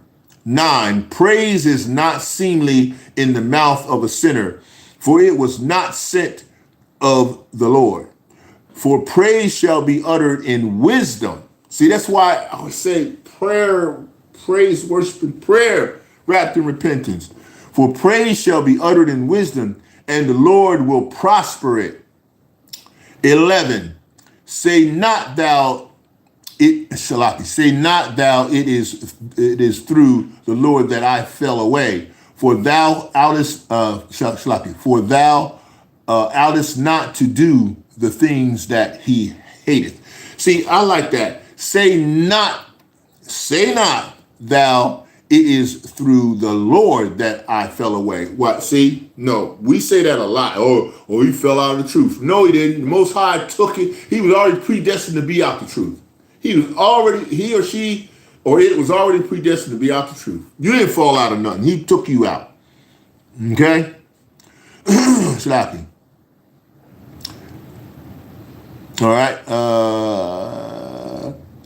12. Say not thou hath caused me to err, for he hath no need of a sinful man. He didn't do the. Hey, look, you're bad clue solvers. The Lord hateth all abomination, and they that fear Yahawah love it not. He himself made man from the beginning and left him in the hand of his counsel. That's Yahawashi Hamashiach in the Ruach HaKodesh. If thou wilt to keep the commandment to perform acceptable faithfulness, remember I always told you about putting righteous faith in the grace bubble and not unrighteous faith in the grace bubble? Think about it, okay? 16, he has set fire and water before thee. Stretch forth thy hand unto whether thou wilt. 17, before man is life and death, and whether him liketh shall be given him. In other words, you getting clues. Here it comes. For the wisdom of Yahawah is great, and he is mighty in power, and beholdeth all things. And his eyes are upon them that fear him, as well as those ones that are not, right? Because he controls all things, and he knoweth every work of man. See, so he's seeing everything.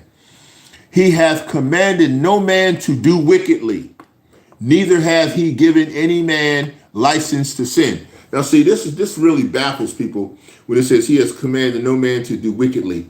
Now, what does that mean? That means that he's giving you clues to understand how to operate within his paths of righteousness in his namesake. But if you're bad clue solvers, then you end up getting abused, and the wickedness follows you from the curse of the sin that's in there. That's why when Yahawashi came, when he died, for us to remove the curse of the law upon us. The law is not removed, just the curse of the law on those that are elected to have that removed from them. Do you understand that? That's what we're talking about. That's what's important, right? To understand that. Okay, we only got a couple more precepts and then we're going to be done. Okay, now we're going to go to back to the King James. So we're going back to the King James. To the blue letter. All right, we're going to John chapter New Testament. We're going to John 1. And of course, it's talking about the deity of Yahawashi Hamashiach. and this is important because we're going to start at 11 through 12 here. All right. And it reads, John chapter 1, verse 11, he came unto his own, and his own received him not. Right. And why not? Right. And we're going to break it down. Right. Because as many as receive him, to them gave he power to become the sons of Yahawah. See, you're going to be higher than this Israelite. Even to them that believe on his name. 13, which were born not of blood, nor of the will of the flesh, nor of the will of man, but of Yahawah. See? So that tells you that flesh and blood is not going to be a factor in the kingdom of heaven. Because he tells you, he said, which were born not of blood, nor of the will of the flesh, nor of the will of man, but of Yahawah. So that kind of just tells you how he going to bring everybody, all Israel's like the sand, all Israel like the sand of the sea, all the sons and daughters of Yahawah like the sand of the sea and the stars of heaven back. Because he says here, which were born not of blood, nor of the will of the flesh, nor of the will of man, but of Yahawah. Okay? And of course, it talks about the word made flesh in terms of Yahawashi, Yahawashi. We have read that. We know what that's bringing forth as far as the testimony is concerned, but you should read the rest of that. We're going to 2 Timothy from here because we're getting through to end this here. 2 Timothy, we're going to chapter 4. 2 Timothy chapter 4 and 8. This is preach the word. You got to preach the word. Got to preach the word, right?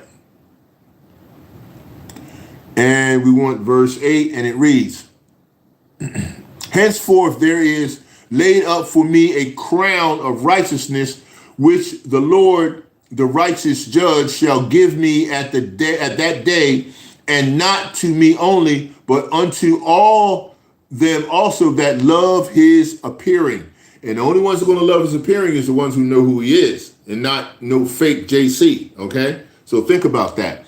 Again, 8, henceforth there is laid up for me a crown of righteousness, which the Lord, Yahawashi Hamashiach, Koholo Yahawashi, the righteous judge, shall give me at that day, and not to me only, but unto all them also that love his appearing.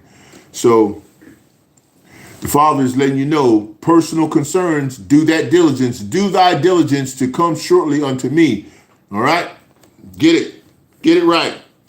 Okay, let's see. All right, now we're going to Revelation, and we're going to be wrapping this up. Okay, just want you to know.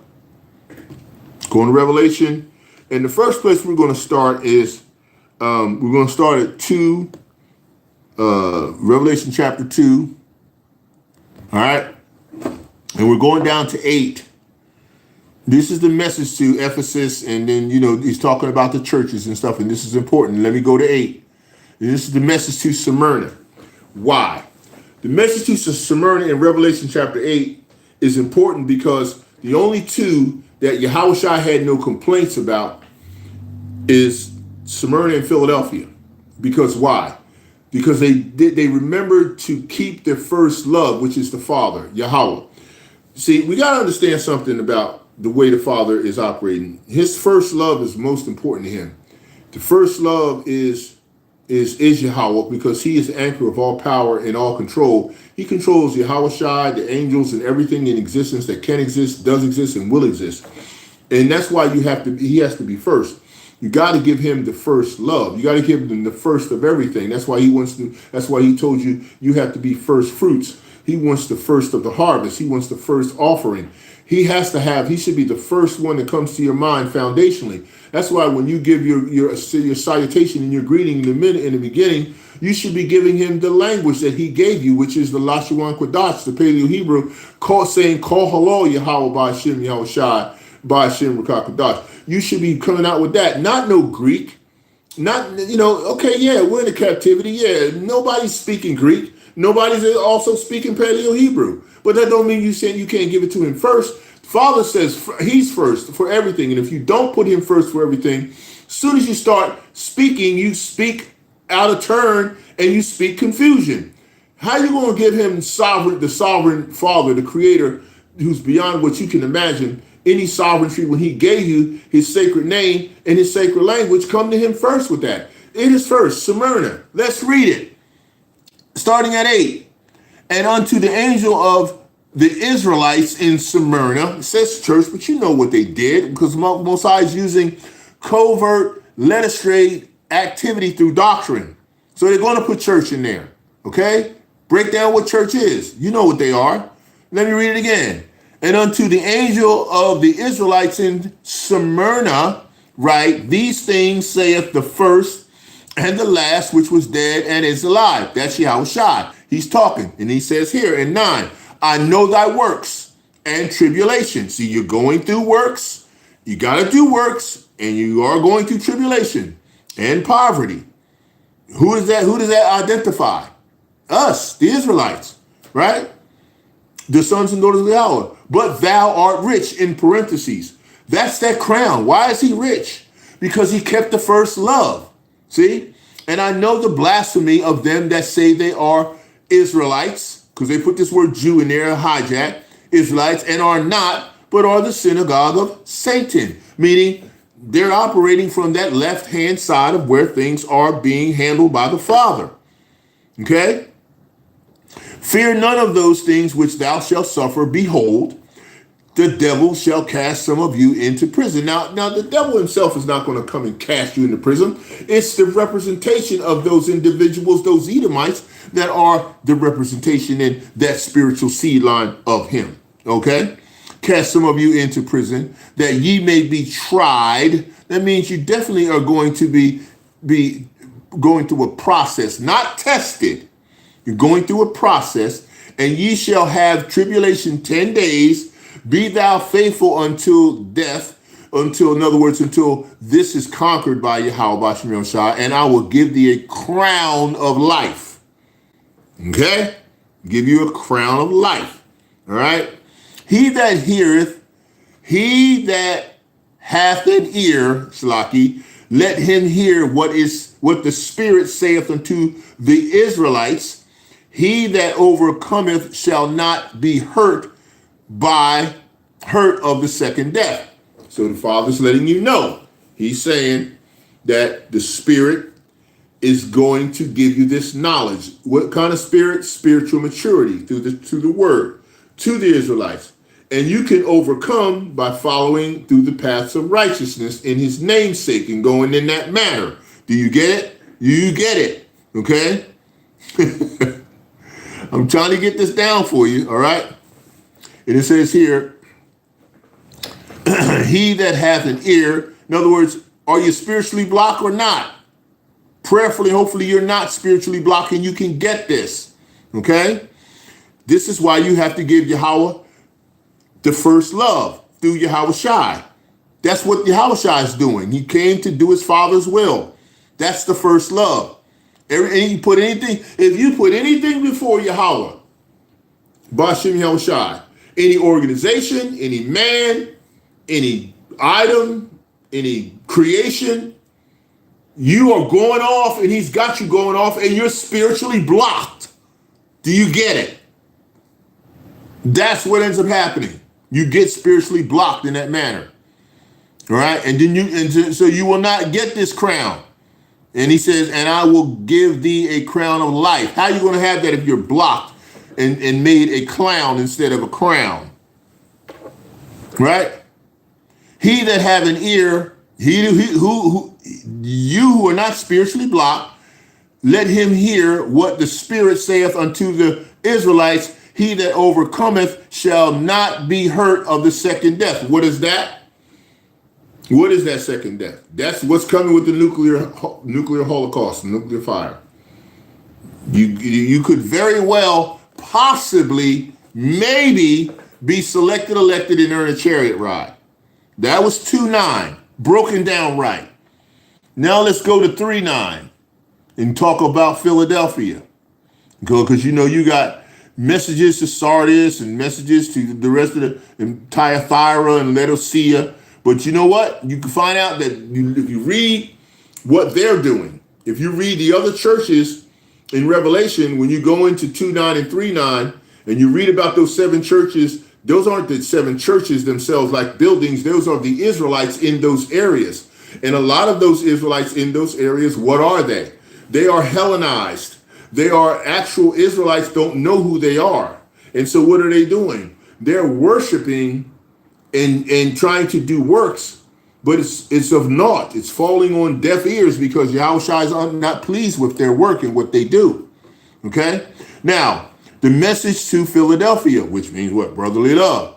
And the angel of the Israelites in Philadelphia write, these things saith he that is holy, set apart, he that is true, operating in the spirit and truth and spirit to worship the Father, he that hath the key of David. What is the key of David? He that openeth. The key of David is knowing that Yahawashi comes of the Father, gives you the knowledge and information that you should pick up the clue to worship Yahweh in spirit and truth. That is the key of David, to know this, okay? He that openeth and no man shutteth, and shutteth and no man openeth. Why? Because you can't. 8, I know thy works. Behold, I have set before thee an open door. Why is that open door? Because that door is available for you to get the knowledge and information Yahawashi has to walk the path, go in the path of righteousness of the straight gate. And no man can shut it. For thou hast a little strength and hast kept my word, see? And hast not denied my name, first love. Behold, I will make them of the synagogue of Satan, which saith they are Israelites and are not, but do lie. Behold, I will make them to come and worship before thy feet. Why? Because you are the chosen, set apart, holy people, and to know that I have loved thee. Right? And then it says here in 10, because thou hast kept the word of my patience, I also will keep thee from the hour of temptation, which shall come upon the whole world to try them that dwell upon the earth. Behold, I come quickly. Hold that fast which thou hast, that no man take thy crown. Don't be clowned. Hold on to your crown.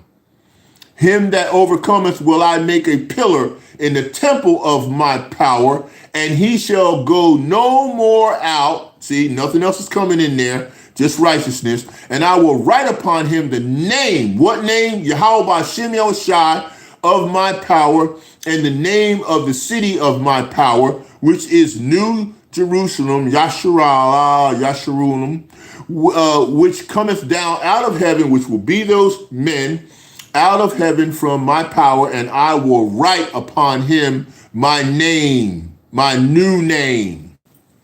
He that hath an ear, let him hear. He that's not spiritually blocked and immature, hear what the Spirit saith to the Israelites.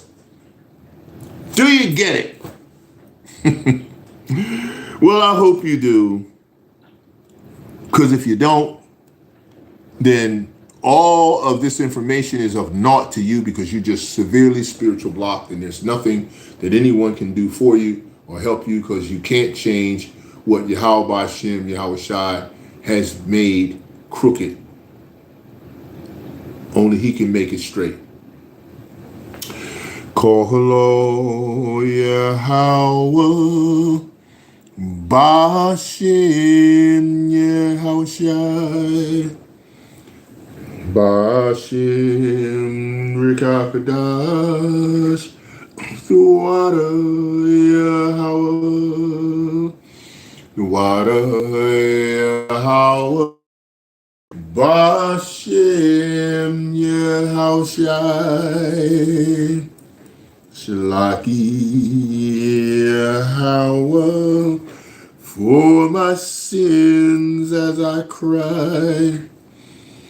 Babakashai Yahawa, for your mercy all the time.